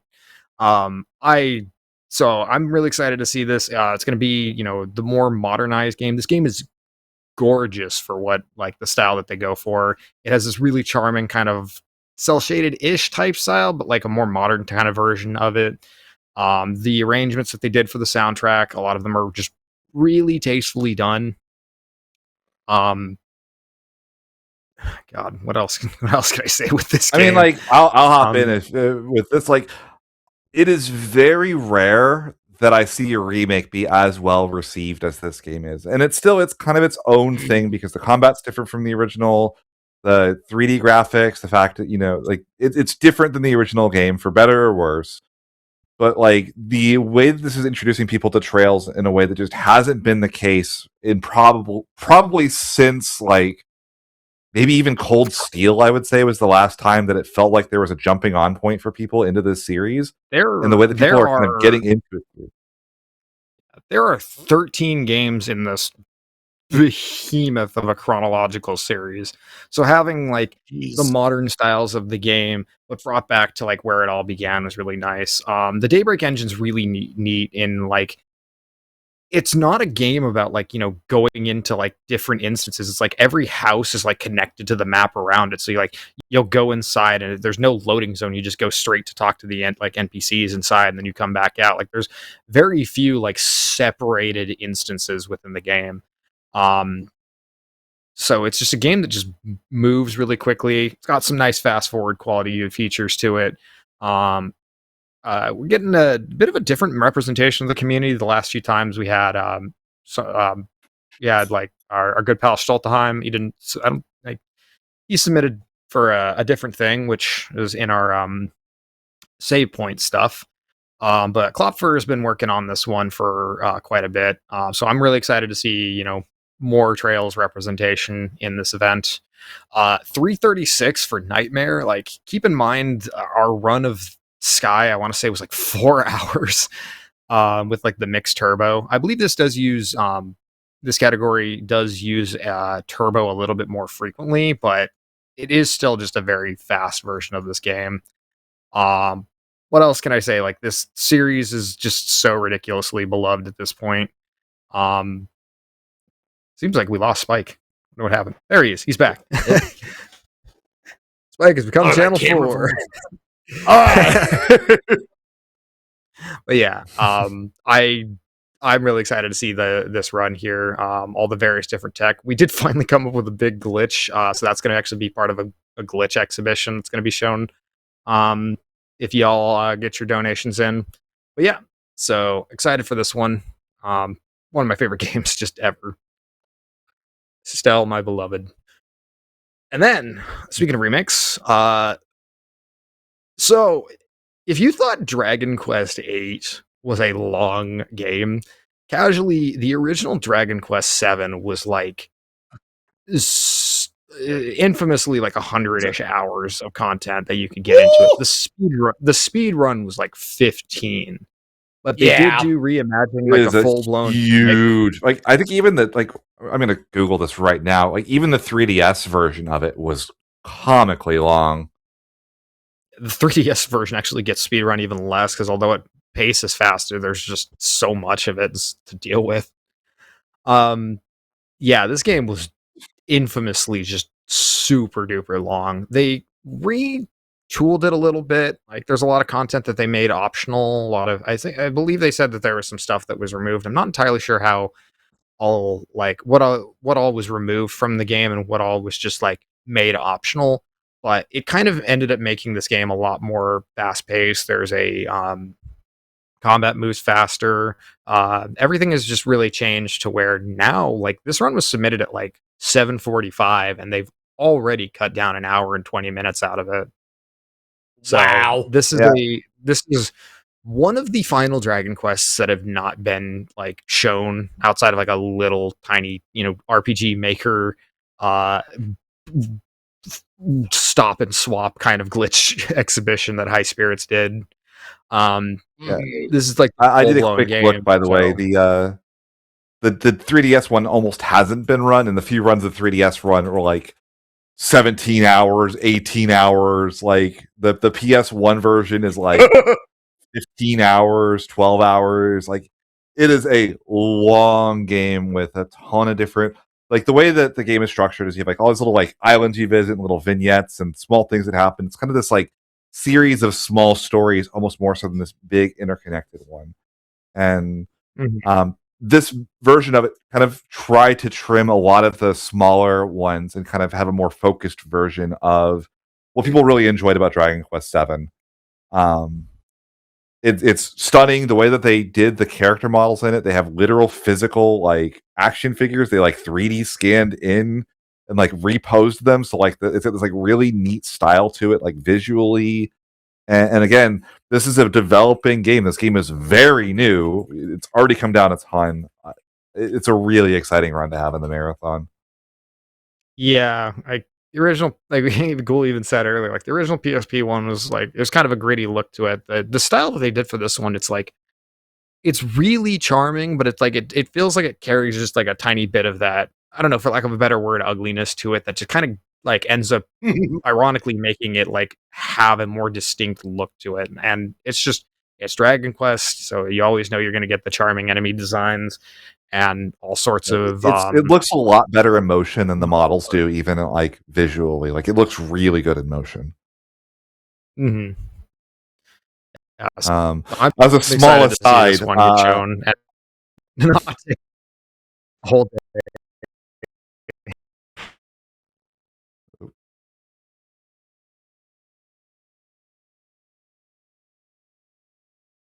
Yeah. I was just gonna laugh a little bit about how the fact I sourced the image for this one as well, and I totally did not check that Dragon Quest was not written in English when I put the image in the slide. Oh yeah. So, I was like, that shows up on the slide. I'm like, huh. I don't know how I got that logo for Dragon Quest VII on this one, but okay, good job. Looks great. I'm back. You did great. I'm back. Again, the slideshow. Welcome back, GK. If you have small mistakes, bear with us a little bit. But, anyways, welcome back, GK. Hello. Yeah, so we have, I think, 20 hours of Dragon Quest. It has usurped Final Fantasy for the heavy hitter of the marathon, and it's several like iterations that we just haven't seen. So that's really exciting. Yeah, if you are a Dragon Quest fan, you are eating good on this show. You are eating good come the week of RPG Limit Break 26. There is so much of it. But speaking if you're a Final Fantasy fan, you're still eating good as well. Let's face it. Yep. So this is like a thing that's just like this has emerged in a quite a fascinating way that like now that we have the cutscene remover for the game, Final Fantasy X has gone from like, are they ever going to do it to they have done it. This is going to be the fourth time between they did the PS2 version, the big like 8-person relay. They had a cutscene remover like AI task, which is just kind of an interesting thing that's even a thing you can really do with a game like this. And then remover just I don't know if it was true RNG, but we'd had like just a cutscene remover speed run itself. So, and then finally we're gonna have a 6-person relay race between 6 different runners of FF10 and FF10-2. Kind of like a mini little showcase of our yearly Final Fantasy relays. So here we have both games. Yeah. We have the cutscene remover, True RNG, which make True RNG is kind of basically what it sounds like, to like limit the amount of things that you just like fully manipulate or whatever. And then no CC, that is I'm blanking on it. It's a creature. It's a creature. Let's see, Final Fantasy. One sec. I'm like blanking on the name of it. One sec. Creature Creator. I keep wanting to say Creature Capture, okay. And that's not how that works. I was going to speedrun.com to figure out what it was called. Yeah. Yeah, thanks, Bramall. The Creature Capture, which kind of like there's a lot that I remember watching about the FF10-2 run on the PC. I was like, I'm not really entirely sure what all's going on here, but I think without that, it's kind of made the run a little bit more dynamic. So now you have both of these games kind of put together, and one of the longest races I think we've ever had. 7 hours? Yeah, that's probably at Yeah, least that's probably a up there. candidate. Yeah. It's really neat because you kind of get the best of both worlds in two extremely beloved games. Like you get Final Fantasy X, which I think it's probably in the conversation for the most like if you like polled everybody for like what their singular favorite Final Fantasy is, probably it's going to be like 6, 7, 9, 10, and Tactics are going to be the ones that come up the most. Like somewhere in that range. And I think and popularity, given the sales and popularity, it's probably like number 2 or number 3. Like behind like 7. It is. PS2 was so massive. Yeah. And like you think about like how defining this like it was the first RPG to ever have full voice acting still. Like to the degree that it had it. There might have been other ones that had like some amount of voice acting or that weren't quite as big, but this was like the big voice acting game when it came out. And like I remember like being just blown away by that with the visuals casually. And like, this is seeing it again in the speedrun setting. It's like, okay, cool. We get to get through all those cutscenes that used to make this run feel very bloated and long. We're gonna see just what the coolest parts of the speedrun route are, which is the combat, the movement, all of that's gonna come into it. And then you go into 10-2, which is a game that's got a fair amount of critics, but a lot of fans. And again, what are the people that like this game? What do they say is the best part? It's the combat. What is the thing that speedrun gets to showcase mostly? It's the combat. So we get to see like the best parts of two of the most beloved PS2 RPGs. It's such a cool thing that we can get both of these back to back like this, all on the same platform, all in this really neat race format.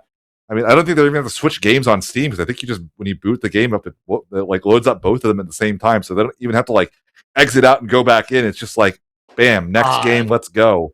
It's such a cool thing that they get to do this. I'm really excited. Yeah, love that we're getting 3 different teams of this.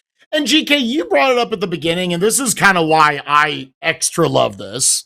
Again, one of the standouts of the entire marathon. It's like a bite-sized version of the Final Fantasy Relay that's been done for, 6, 7, 8 years now, or whatever it's been. I think it's been going as long as the channel has, to be honest. I think we're on like the 11th. I was like, it might be 10 years. I might be undershooting it.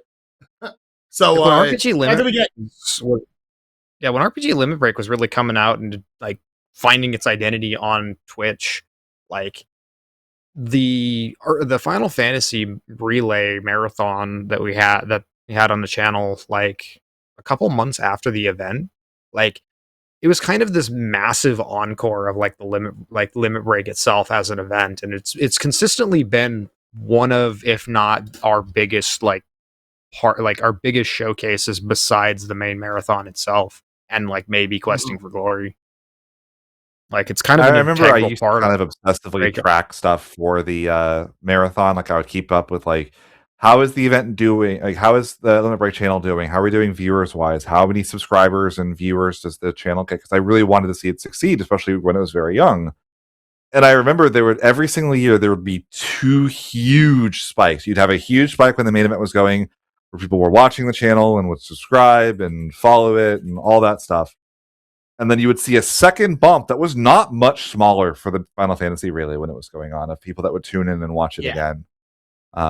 So it's neat to see this in some form gets a mini showcase like this.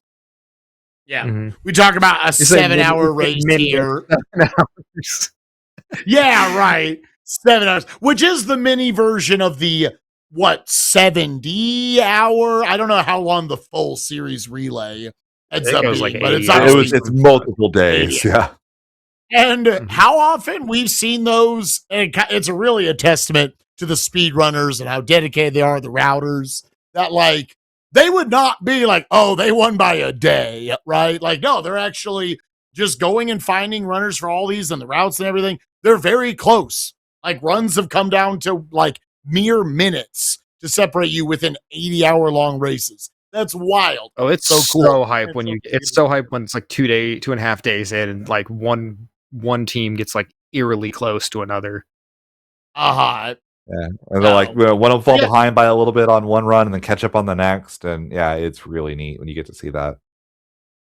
And one thing I will go ahead and promote here, because there might be some people who are not familiar with 10-2 as a speedrun. I know some people like it, some people don't with 10-2. I've been told by many people 10-2 might be one of Final Fantasy's best speed games. So don't feel like it's, maybe I'll watch the 10 portion. I won't be as invested in the 10-2. Watch the whole thing, because I've always been told 10-2 is a very cool speed game. Indeed. So our next game here, we get another throwback here in Ghoul. I'm sure you're excited about this one a little bit.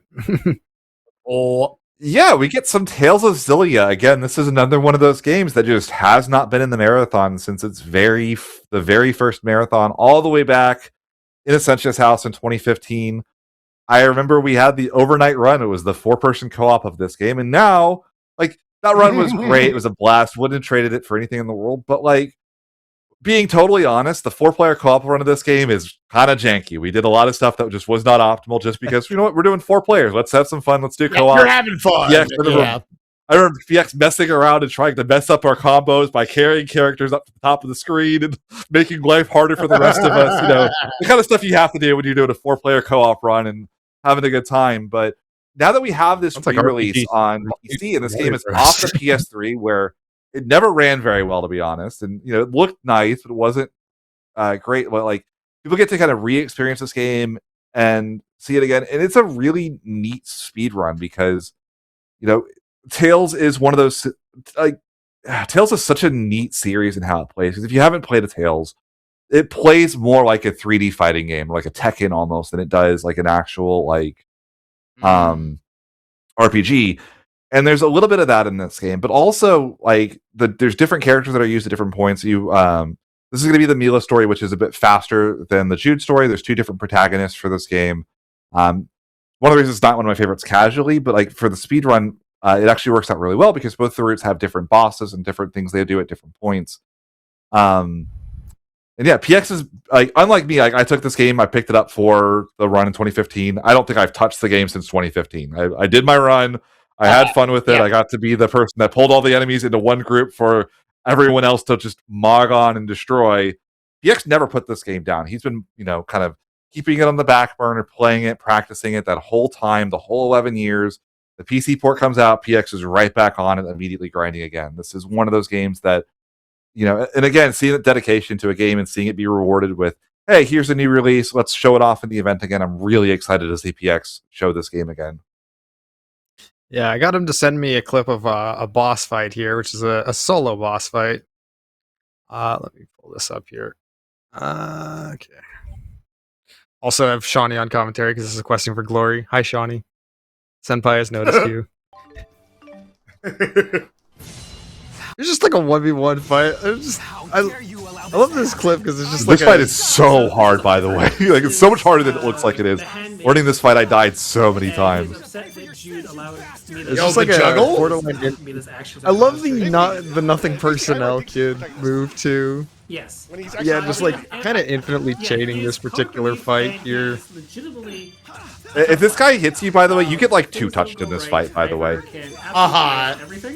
Yo, good dodge. This is sick. Jude is so cool. And, like, it's unfortunate Jude isn't used for as much of the speedrun because he does have this thing where if you dodge at the right moment, you literally you teleport behind them and you get to, like, combo them from behind where you're, like, you know, a lot safer from them. You're not dealing attacks. There is, I will say, this game might have one of the most hilariously broken attacks in any RPG I've ever seen. With hilariously, the very first spell the spellcaster learns is one of the strongest spells of any game ever. You just cast this fireball, and it, for some reason, like, everything about this spell is hilariously broken. I'll let PX explain it during the actual run, but it is something to see. I got hype watching that. That was great. The flawless victory. I think PX told me like the perfect fight is like is closer to infinite, but I love just like how he just dodged him and just nothing personnel kid the guy. No, like I said, if you mess up those dodges, which is really easy to do with the way the game works, enemies can't really be stun locked forever very easily. Like, if you mess those up, you die. Like, and the fight starts over and you lose a ton of time. Mm-hmm. Yeah. Jude is one of the best like Tales of protagonists to play as. He's up there with the Velvets of this franchise for sure. So we're starting off Friday with getting a little thirsty here. Make sure you all stay hydrated, everybody. With Thirsty Suitors, the wacky indie game of a million different little things all put together. So I always enjoy these kinds of like games that I've never heard of that I just go into and I'm like, this is weird, but I cannot stop watching. Into Trails in the Sky first chapter, the modern Trails game, just put over the like very beginning of the series. Really cool run. Really excited to see. I'm excited to see a Trails game with the Nightmare category attached to it. So that's pretty cool. Dragon Quest VII reimagined. The 15 plus hour speed run brought down to a closer to a 6-hour run with our second Dragon Quest co-op run.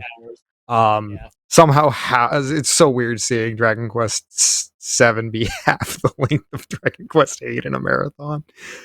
But I didn't even really mention the runners, but Hactical and the Countess are like longtime stalwarts of the Dragon Quest community, so I know they're going to put on a very good show.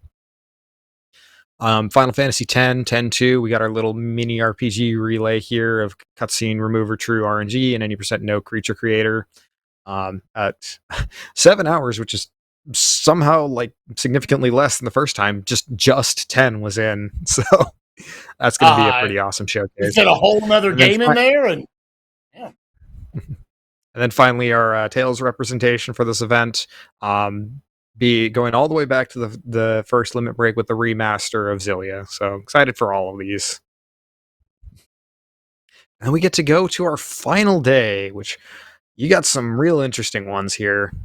Starting off our final day of the event, we got the man, the myth, the Big Fong Balls. My man! I will start off by saying I am not sure I have ever seen a run that this man has been a part of that was not like A-tier entertainment. His commentary is great. I was going to say I know nothing about Saga. I see Bick. I am dialed in. We will be watching this. Yeah, like it's so this is a remake of Saga Frontier. I will say, or remaster, I should say. First of all, the art style of this game, gorgeous. It was always a gorgeous looking game. It had that kind of like really neat kind of visual style. Like Spike, you're familiar with like I don't want to say Visions, Legend of Mana, like the kinds of creative art styles that they would get for PS1 Square games. Gorgeous.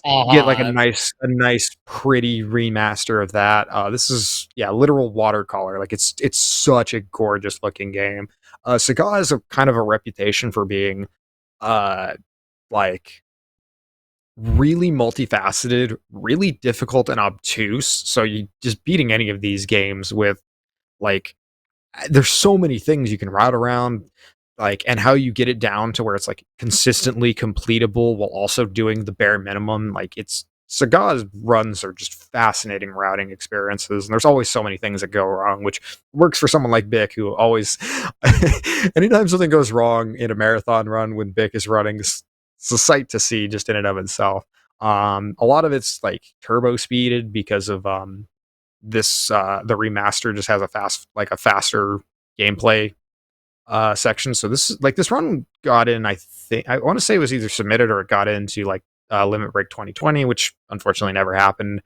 Back then that was a like 3-ish hour run. So to be able to do it in under an hour 20 is like, that's how much you can cut off with this particular remaster. So there's so many things I can say about this. If you're up at that particular time of night, like just keep your eyes glued to the screen. You will be very entertained. I can assure you.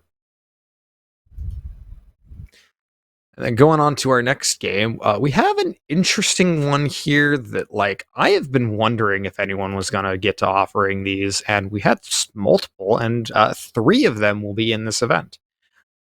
So UFO 50 is kind of an indie game darling that came out, not was it 2025 or 2024? I don't remember the exact year. Very recently, but it's like this is like a team of developers had the idea for what if we made Action 52, but all of the games in it are like they tried. Like, I'm not gonna say every game in UFO 50 is good. I'm not gonna say every game in UFO 50 is good, but they tried their damnedest to make memorable, charming, interesting games of so many different genres, like action games, platformers. Like, UFO 50 is one of the most absurd packages of a game that you will ever get, and I've seen so many people say, like, if more people knew about this game, it would be atop so many of like the greatest games of all times lists. And it's not even like it's an unpopular game. It sold several 100,000 copies. Yeah. And within that game, there are 3 RPGs. Divers, which, as the name alludes to, you're actually like diving underwater, but it's got like RPG combat. So like that's already kind of like fascinating because that doesn't sound like anything I really can think of offhand. Mm-hmm. Yeah, so many of the games in UFO 50, I was watching a lot of it, just different streams of it when the game came out. You're like, oh, this is trying to be like the Streets of Rage. Grimstone, the other one that we're going to talk about after this, is very classic Final Fantasy in its visuals and its gameplay style. Divers is kind of one of them that they went down that road of hitting all these games. They were like, you just want to do another RPG? And it is one of the more unique experiences, from what I understand. I'm looking forward to playing this game myself, that you will find in an entire collection. This is a collection of 50 games. I've also been told this is one of the most brutal ones. And in Karma going through the run of this, specifically in the cherry category, I guess the entire run is very, very tight in its routing. All the different boss fights have a lot of cool strats to them. And it also just has this ambience about it where there's really no music or anything, and usually that's a detriment to me. Like, you want these, we're RPG Limerick, we want all these games to have amazing soundtracks and everything. It is so eerie, the stretches of the gameplay that I was watching, that this almost could go for like the second horror game that is also in this marathon. There's nothing scarier than the deep dark ocean. Definitely looking forward to this one. Also notably, the category, the cherry, apparently, from what I understand, that's like the 100% category, or like get the hardest thing to do, that basically requires you to do everything else in the game. When I was trying to do a bit of research on this to try to find whether I was going to get a screenshot or a title screen or something for the image for this, like, I didn't know that cherry was the category. I thought the game's name was called Divers Cherry.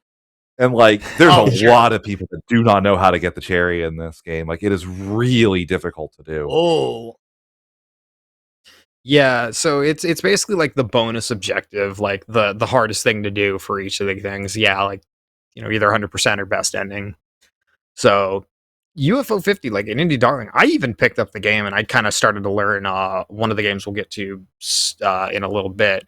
But part 2 of this, we have Grimstone.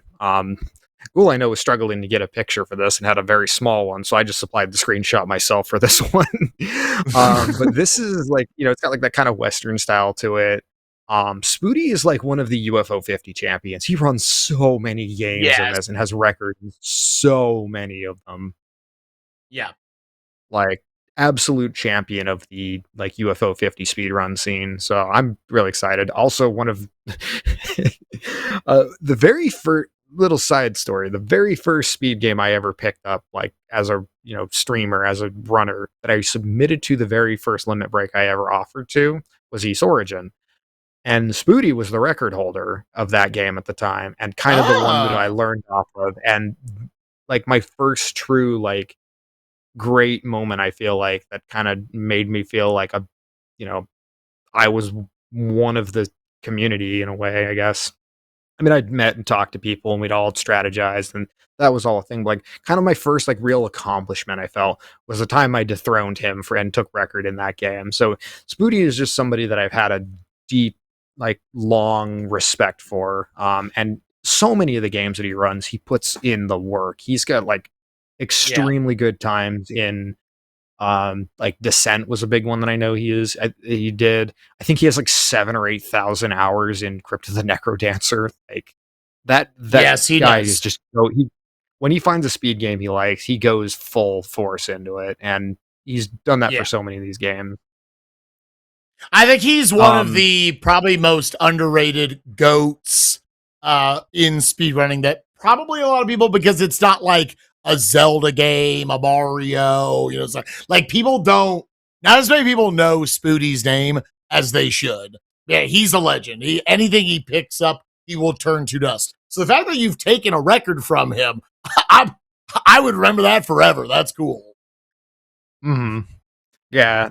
And that took new strategizing. Like, he hasn't run the game since then, so like it's obviously it's seen a massive route like improvement, but yeah, it's definitely like for the time that was a huge feather in my cap. And I had him on the couch when I ran the game at SGDQ, and I was super happy that he offered to do that. So a thing I didn't like, it's, we don't have a slide for it, but there is an incentive to run Valbrace, which is the like third most RPG thing. That's a more straightforward action RPG dungeon crawler type game. That run is like 8 minutes long when performed perfectly, and has like a 15-minute estimate. Spoody will be running that if y'all donate. So that's basically how we're getting our UFO 50 representation here.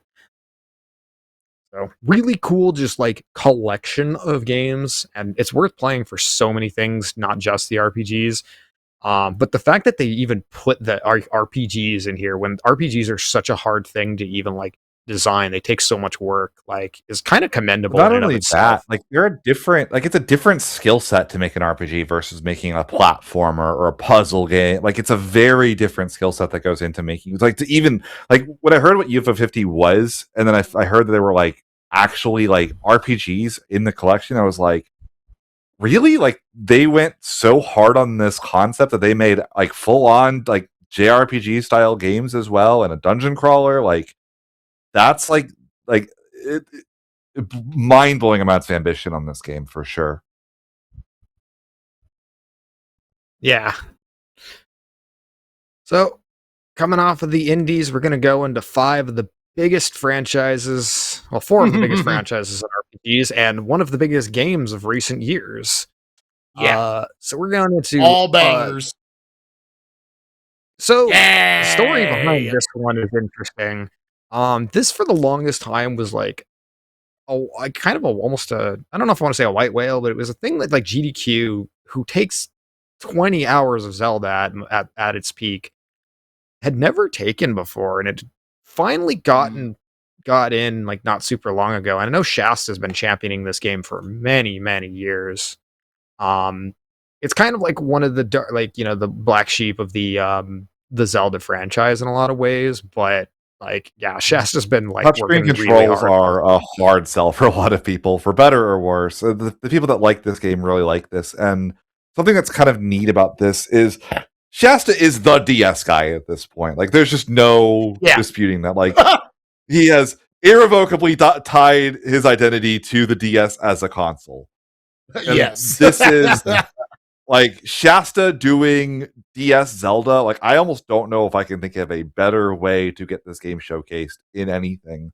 Yeah. And it's kind of a neat little mini expansion. Like, we're not, you know, seeing Limit Break slowly dip their toes in Zelda, not doing like, again, we talked about like, it was almost a running joke at this point that like GDQ would trip over itself to take every Zelda offered. I remember like there was a year where I swear they had like Ocarina of Time, Majora's Mask, and Twilight Princess all at the same time. It's like, really, we need all of these in one shot, but like they never took this one for like a long time, despite good offers and strong runners offering it. It never got over that little hurdle. And kind of Limit Break even saying, you know, we'll also give it a chance to showcase itself as a game that, like, you know, has had trouble finding the right type of showcase. And there are people that like love the DS Zeldas. It was their first Zelda, or it was a Zelda that, you know, it is a genuinely really good, really charming, well-made game, and having a place to showcase this is fantastic. And again, seeing Shasta, the DS guy, get to showcase his DS Zelda game is so exciting. I love this. It's such a great, unique take. Yeah, and Shasta's a very affable, enjoyable person. I've always enjoyed hanging out with him, hanging out in his chat while he's playing one of the myriad DS games. Just somebody who always puts a smile on your face. Like, and he's a great marathon presence and marathon commentator. He, like, very informed, delivers things in a way that's very digestible. Like, just a very all around good presence of the speedrun community. So he's been a part of, he was one of the co-founders of Calithon. He has been to so many GDQs, but Limit Break has kind of been an event that he's never really had anything for. So I'm really excited to see him get to showcase this game that I know he really cares about. Yeah. And I just got to give a shout outs to DS Destruction. Go follow him. A new season of DS Fantasy is coming up real soon. Fill out your brackets. Again, you say he is the DS. He is the DS guy. He's gonna be, and I believe it. I think he's gonna do it. He's gonna become the first ever in many years person to beat every single Nintendo DS game. You think about how many DS games there are, though. It is a wild task. So what, like 400 out of how many? He's not even at 400 out of like 1697. It is like it would, if he completes it, it will be the most impressive console challenge completion that anybody has ever had, without a doubt. I also think, like, correct me if I'm wrong, I think the DS might be one of the weirdest consoles to do, because every game is bizarre and does stupid stuff. Oh yeah, but also it sold so well as a console. There is more shovelware on this thing and absolute garbage than any other.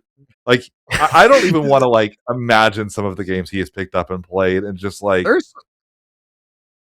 there's some games on it too, though. That's just like, I remember one that was like so bad it was good, kind of visual novel because a really bad translation. There's some that in there is like, how has nobody talked about this game? It's so good. Like, that's kind of the thing you love with the like console challenges, and he's kind of breaking ground by being the DS one. Mm-hmm. All right. So hopefully he finds some under the radar DS RPG and offers it in the future. I know he wants to submit, what is it, like Fossil Fighters? I know he was really high he loved that game. He thought it was great. Yeah. So anyways, maybe someday in the future. That is a okay. I was like worried I improperly split these off here, but we have our 2 UFO 50 runs here, which is going to be a third if you donate for the incentive for Valve Race. Sandwiched in between Saga Frontier Remastered 2 by the one, the only Big Fong Balls, and The Legend of Zelda, our second Zelda, by Mr. Shasta. Or sorry, Mr. Underscore. You have to say the underscore. Shasta. So excited for all of this here. And now we talk about Daggerfall, our Elder Scrolls representation. This game is like, I think somebody said like this game's actual sheer size, if you look into it, is like the north to south distance of the entirety of the country of the entirety of Great Britain. Like, this game is massive, and it's absurd that it came out in like 1997 or something like that. This was kind of like the Elder Scrolls before it truly like just skyrocketed with, Morrowind and then Oblivion and especially Skyrim. But like it's a massive game, so just being able to, abbreviate it down to like 30 minutes, and I think the record is like below 20 at its like absolute fastest. So there's all kinds of like, skips that you do in this game. Musical Daredevil just kind of runs like several of these games. I think he's run like, I think he did like, I don't know if he did he did all quests Morrowind. He's done Skyrim, did the little brief Oblivion thing. So he's kind of been like, become our like regular mainstay of Elder Scrolls runs, which has been really cool. Very entertaining person. He submits to host a lot, and he always puts together a good show for that as well. Definitely somebody who, just an entertaining enough person to watch and really puts on, makes these games that are like these kinds of like bite-sized, sometimes maybe hard to follow runs, like really entertaining and really easy to like follow and understand, even as somebody who hasn't ever actually played this game myself. Yeah, these games are endlessly entertaining. Even like you said, you have no idea, like you've never really messed with Elder Scrolls before. Musical Daredevil always shows up, always delivers in these, and it's hilarious how broken they are. Come by and watch this sucker beat in 30 minutes. For our next game, me and a friend, we're not on the games committee. Bram Hall's a friend too. I'm talking to a different friend. Me and a friend we like to set up our own little private predictions. Ghoul and I used to do this. We used to do, discussions of this before we became staff, where we kind of predict, like, what is the games committee going to do this year with their submissions? And I straight up said in that call, I was just barely off. I said, I think Pokemon Gold is going to be the second to last run of this marathon. It is the third to last, so I was pretty close. I had the idea. But Pokemon is like, I mean, we had Pokemon Let's Go Pikachu in back-to-back years. We like Limit Break. Pokemon does pretty well, especially like Gen 2 and 3 have done really well for us. But don't get a ton of the submissions. The fact that we have like the modern, like I guess a relatively modern like remake with Omega Ruby into like the classic, the Game Boy Color Pokemon here with Pokemon Gold. We're going to be doing Bramhall's going to be doing a Manipulus run of the game, which means not doing like the save and quit to like try and manip to get like a legendary and whatnot. It's just going to be, you kind of, apart from like the starter, which if it's like unbearably bad, like you just kind of take it, you kind of play it as it lies with this game. And that's kind of like the more classic way that a lot of people approach these games before things like RNG manipulation came about. So it's a bit more of like the really traditional Pokemon run. But I mean, everyone knows. I would say like Gold, this is the style of run when like Pokemon speedrunning really took off too. Like, was this like, I'm gonna get my starter, I'm gonna reset until I find the right one that's like good enough stats to finish the game. I'm gonna have very specific ways that I get towards the end and routes and ways that I adjust to, getting crit or missing on this attack or whatever else. I know exactly what trainers I'm fighting along the way, what items I need to get there on average, how many potions I need, how many X attacks, how many X defends, X speeds so that I can sweep. What's the right Pokemon? Is it my starter? Do I need to catch something relatively early? Do I trade for like the Farfetch'd early or something? Like, what's the right Pokemon to get me? And like Pokemon Gold is such a unique and fun game. Like it's a lot of people's favorite Pokemon game for a reason. And I think in the speedrun setting, you get this really nice balance of this like early blitz and like feels like a classic Pokemon game in Johto, and then you get to the Kanto section, and it's this build up towards this like effectively super boss. If you think about what Red actually represents, like Red is like level 80, he outscales you massively. He's got a great team with the exception of his lead. How are you possibly going to handle that with 3 hours and 53 minutes to get there and get your team set up in a way that you can actually survive that fight? Yeah, and Bram always puts on really enjoyable commentary. Like, he's knowledgeable in the games that he does, but he also has like there's always a bit of like this kind of just dry humor to it. So I always enjoy watching the runs that he does. So I'm excited for this one. Some of my favorite speedruns I've ever watched are of stuff like Pokemon Gold, Pokemon Crystal, of games that I've played this, but I didn't. That's an aside that's weird for me to make right now. But it's just so endlessly entertaining to see how they route their way through this mega big classic Pokemon game. And like you say, end on the super boss with Red.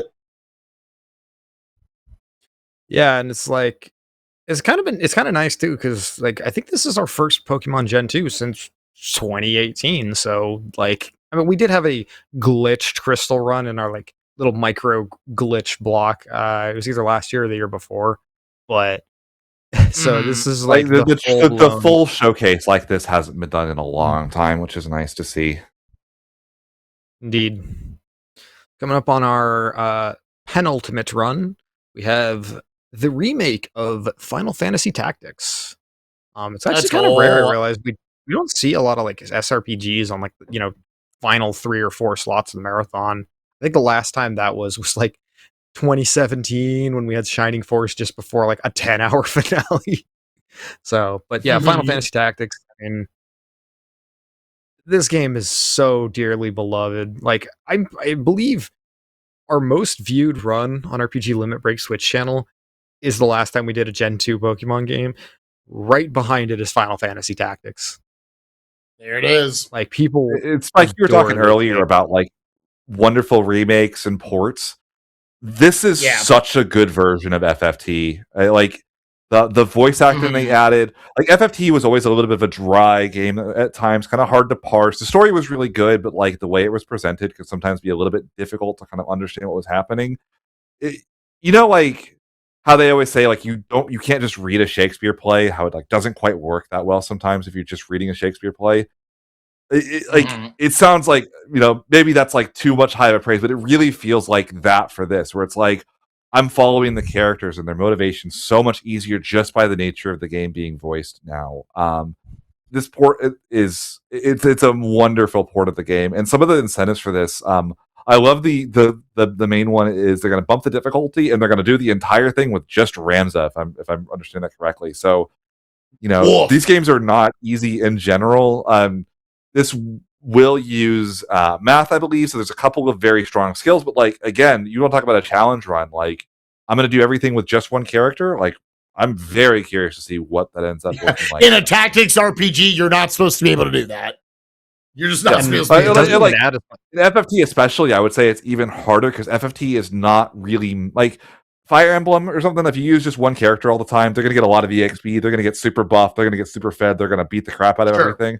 FFT is not the game that's meant to be played like that. It is very much meant to be, you need to use your 6 characters, balance out different roles, do your different things and go there. So I'm really excited to see that incentive. Yeah, the submission for it, as I recall, is like it doesn't add a ton to the estimate, but it does make the run a lot more difficult. So I'm eager to see how that's going to go about. This is kind of just a different way to have the game, while also having the nice little fast forwards that make this run like half the length of the PSP or the PS1 game.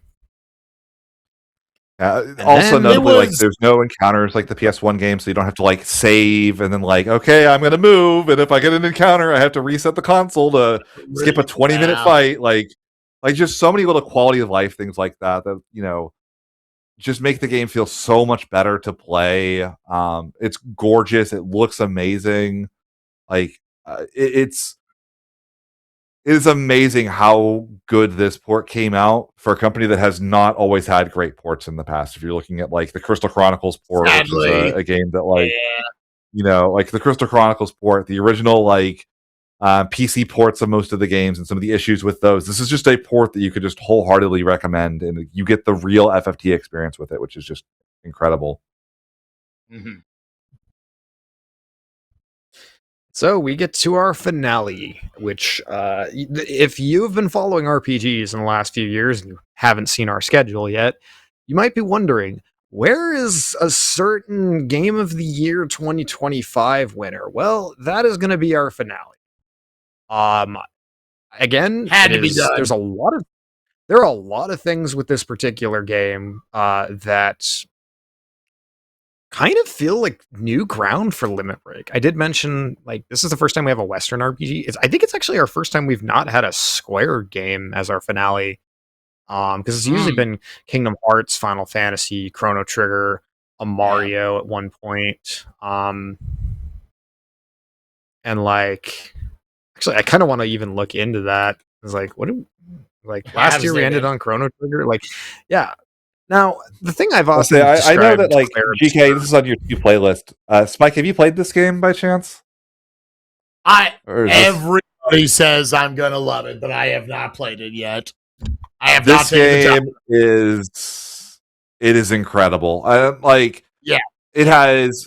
It's like up there with video game soundtracks for me in like the Chrono Cross tier. Like there are some incredible songs in this game. It looks great. The combat is so smooth, so fun. It's so exciting to play.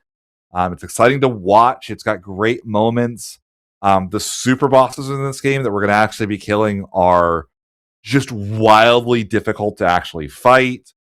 It is like I cannot give enough praise for this game. And like considering I didn't know that much about it when it was first, even on the first reveal trailer, like kind of right before it came out and all that, I kind of picked it up. I'm like, okay, people are getting kind of excited about this. Let's see what this is all about. And I played through it and I couldn't put it down. It is it really is something special. It is such a good game. The characters and the voice acting, and again, like, obviously not all of that's what plays into making this a great speed run, but like the actual combat itself is so interesting and so unique. And I don't know much about the speed run for this game. I only know what I did casually with it.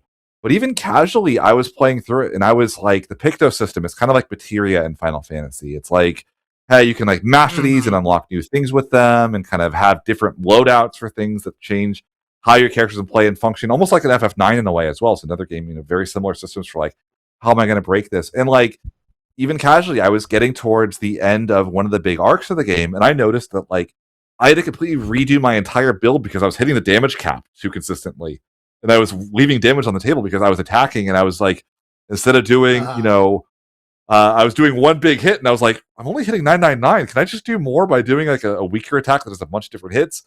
And I'm sure that like that has to play into how the speedrun is rooted. And I'm sure they'll and then like you get to the point past that, it's like cool. The game gets to a point that cuts the damage cap off, and you don't have a damage cap anymore. And now, how do you retool yourself again after that to get to like the damage numbers you need to actually kill? These super bosses have like millions of HP. Like they have so much health. And even I know that like one of the things that was really broken on the initial build that I played, they nerfed it because they're like, hey, we want you guys to break the game. Congratulations, you guys are doing billions with a capital B of damage. We're gonna love cap that down a tiny bit to try to make the game not like quite what it could be with that. Like, I'm so curious to see what's actually good in this. Like, what the actual like real best things are. And something to note that's really strange. This is a race.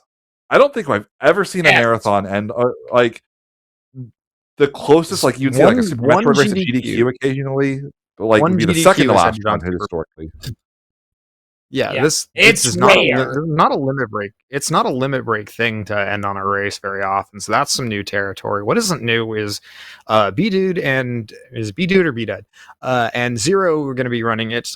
They ran this game expert glitchless any percent at this past AGDQ. They're going to be getting a rematch here to close off RPG Limit Break 2026 with the Super Bosses race, which is also going to be done on the expert difficulty glitchless run, with plenty of incentives that y'all are going to be interested in seeing. Zero actually, thankfully, graciously sent me a clip of one of the boss fights. Be about halfway into the run. So a thing you might, it's hard to see with my output here, just because this game's oh my god, this is like I love this fight. So this boss, they're doing this at 1 HP, so any one single hit will murder them. So yeah, just pure flashiness to the time-based combat. Tickles my Mario and Luigi loving heart. Everything here. So I am shocked by this party combat. I'm really curious to hear about what the reasoning is on this. So of course you can parry all. Yeah, dude, I love that our brains are dying to know the commentary of it behind all of this. This is like the coolest fight in the entire game as well. Like this is, oh man.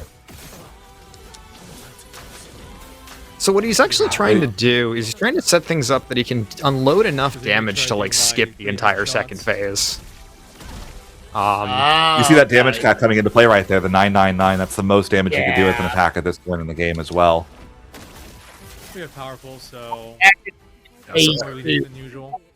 80%. Yeah. And now he's loaded up enough where he can say, I don't want to see that. Exactly. Oh, wow. So yeah, it's the second phase entirely. Oh my gosh. That second phase is like huge. He refills his health bar. Like that's basically like they DM skipped a fight. I didn't know you could DM skip. Yeah. Yeah. I asked Zero, like, hey, can you show me anything that's preferably not the super bosses, but like just a really cool fight that's not like super spoiler? And he just gave me that and it's like, bet. And I'm looking at this, I'm like, okay, first of all, going into this with 1 HP on the full party setup means you gotta nail your parries. So it's like that does not give any room. That doesn't give room for error there. and then just supercharging the damage in a way to just like be able to skip and like just deplete the health bar so fast you don't even give the boss a chance to like do the fancy thing. Like that's what RPG speedrunning to me is kind of all about. So again, thanks to everyone who sent me clips there. I didn't ask, like, those were fun to watch. I only kind of asked a couple days ago, so it was on fairly short notice, but I appreciate y'all who either sent me a clip, Shadows of Sonic, Shadow Silver actually got me like isolated video, but just anyone who linked timestamps of their VODs. But yeah, and I'm eager to see how this is going to go. I definitely need to play this game. I have it here. I'll get to it as soon as I beat Octopath 2, I guess. We'll both do it at some point. Yeah. I've got 257 more Super Nintendo games. Say what? Well, that's where you get to Stranger of Paradise, right, Spike? Yes. After that, 257 more Super Nintendo games. You gotta kill Chaos before you can do Expedition 33. I don't make no, unironically, though. Yeah. It looks so good, dude. And just, this was, I imagine, the actual, when they got the full submission page in, they scanned and say, is Claire Obscure on here? Okay. We have our close. It was like probably, I imagine, one of the very first games they took off the schedule. Oh, it was like we even talked in like the staff like genuine question, GK. You made your little mock schedule. Like, was it the first game you checked? Was like, okay, Expedition 33, biggest category, race. Okay, cool. That's in somewhere. I don't know where. We're like first big off the board. Yeah, there was like a group chat. Number one draft pick. There was like a group chat of like some staff members. It's like, so what do we think? What do we think we might get as offers for this? Like, we've got like 3 people in a row just said Claire Obscure, and I even remember I didn't see it submitted. I went into Zero's chat like a day before submissions closed. It's like, hey, are you thinking of offering this Limit Break? And he's like, sure. And I'm like, bet. So that's it's gonna be it's interesting. It's a bit of a change from what Limit Break typically does, but it feels like a game that really fits Limit Break very well in a lot of ways. So I'm really excited to see that. It's it's a fantastic fit for that in the finale, and especially with the recognition it's got. This game sold, I don't like, upwards of millions of copies as well, and probably more thanks to it being on Game Pass and everything else. And it sold, I think, 5 million before it won Game of the Year. Like, it was like 5 million in the first couple of months.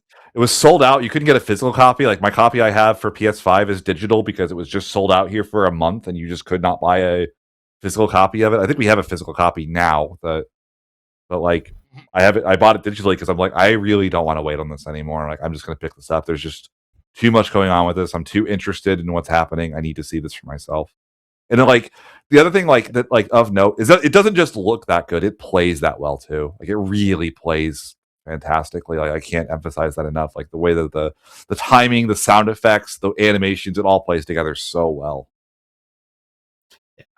For the record, my prediction was Claire Obscure would be second on the schedule, like on our thing. When I was in the call on the prediction thing, I'm like, this is going to be the second to last run of the marathon. I didn't expect a finale because I didn't expect they would do a race for a finale, but it's like, that would have been my guess as well. To see it there that much.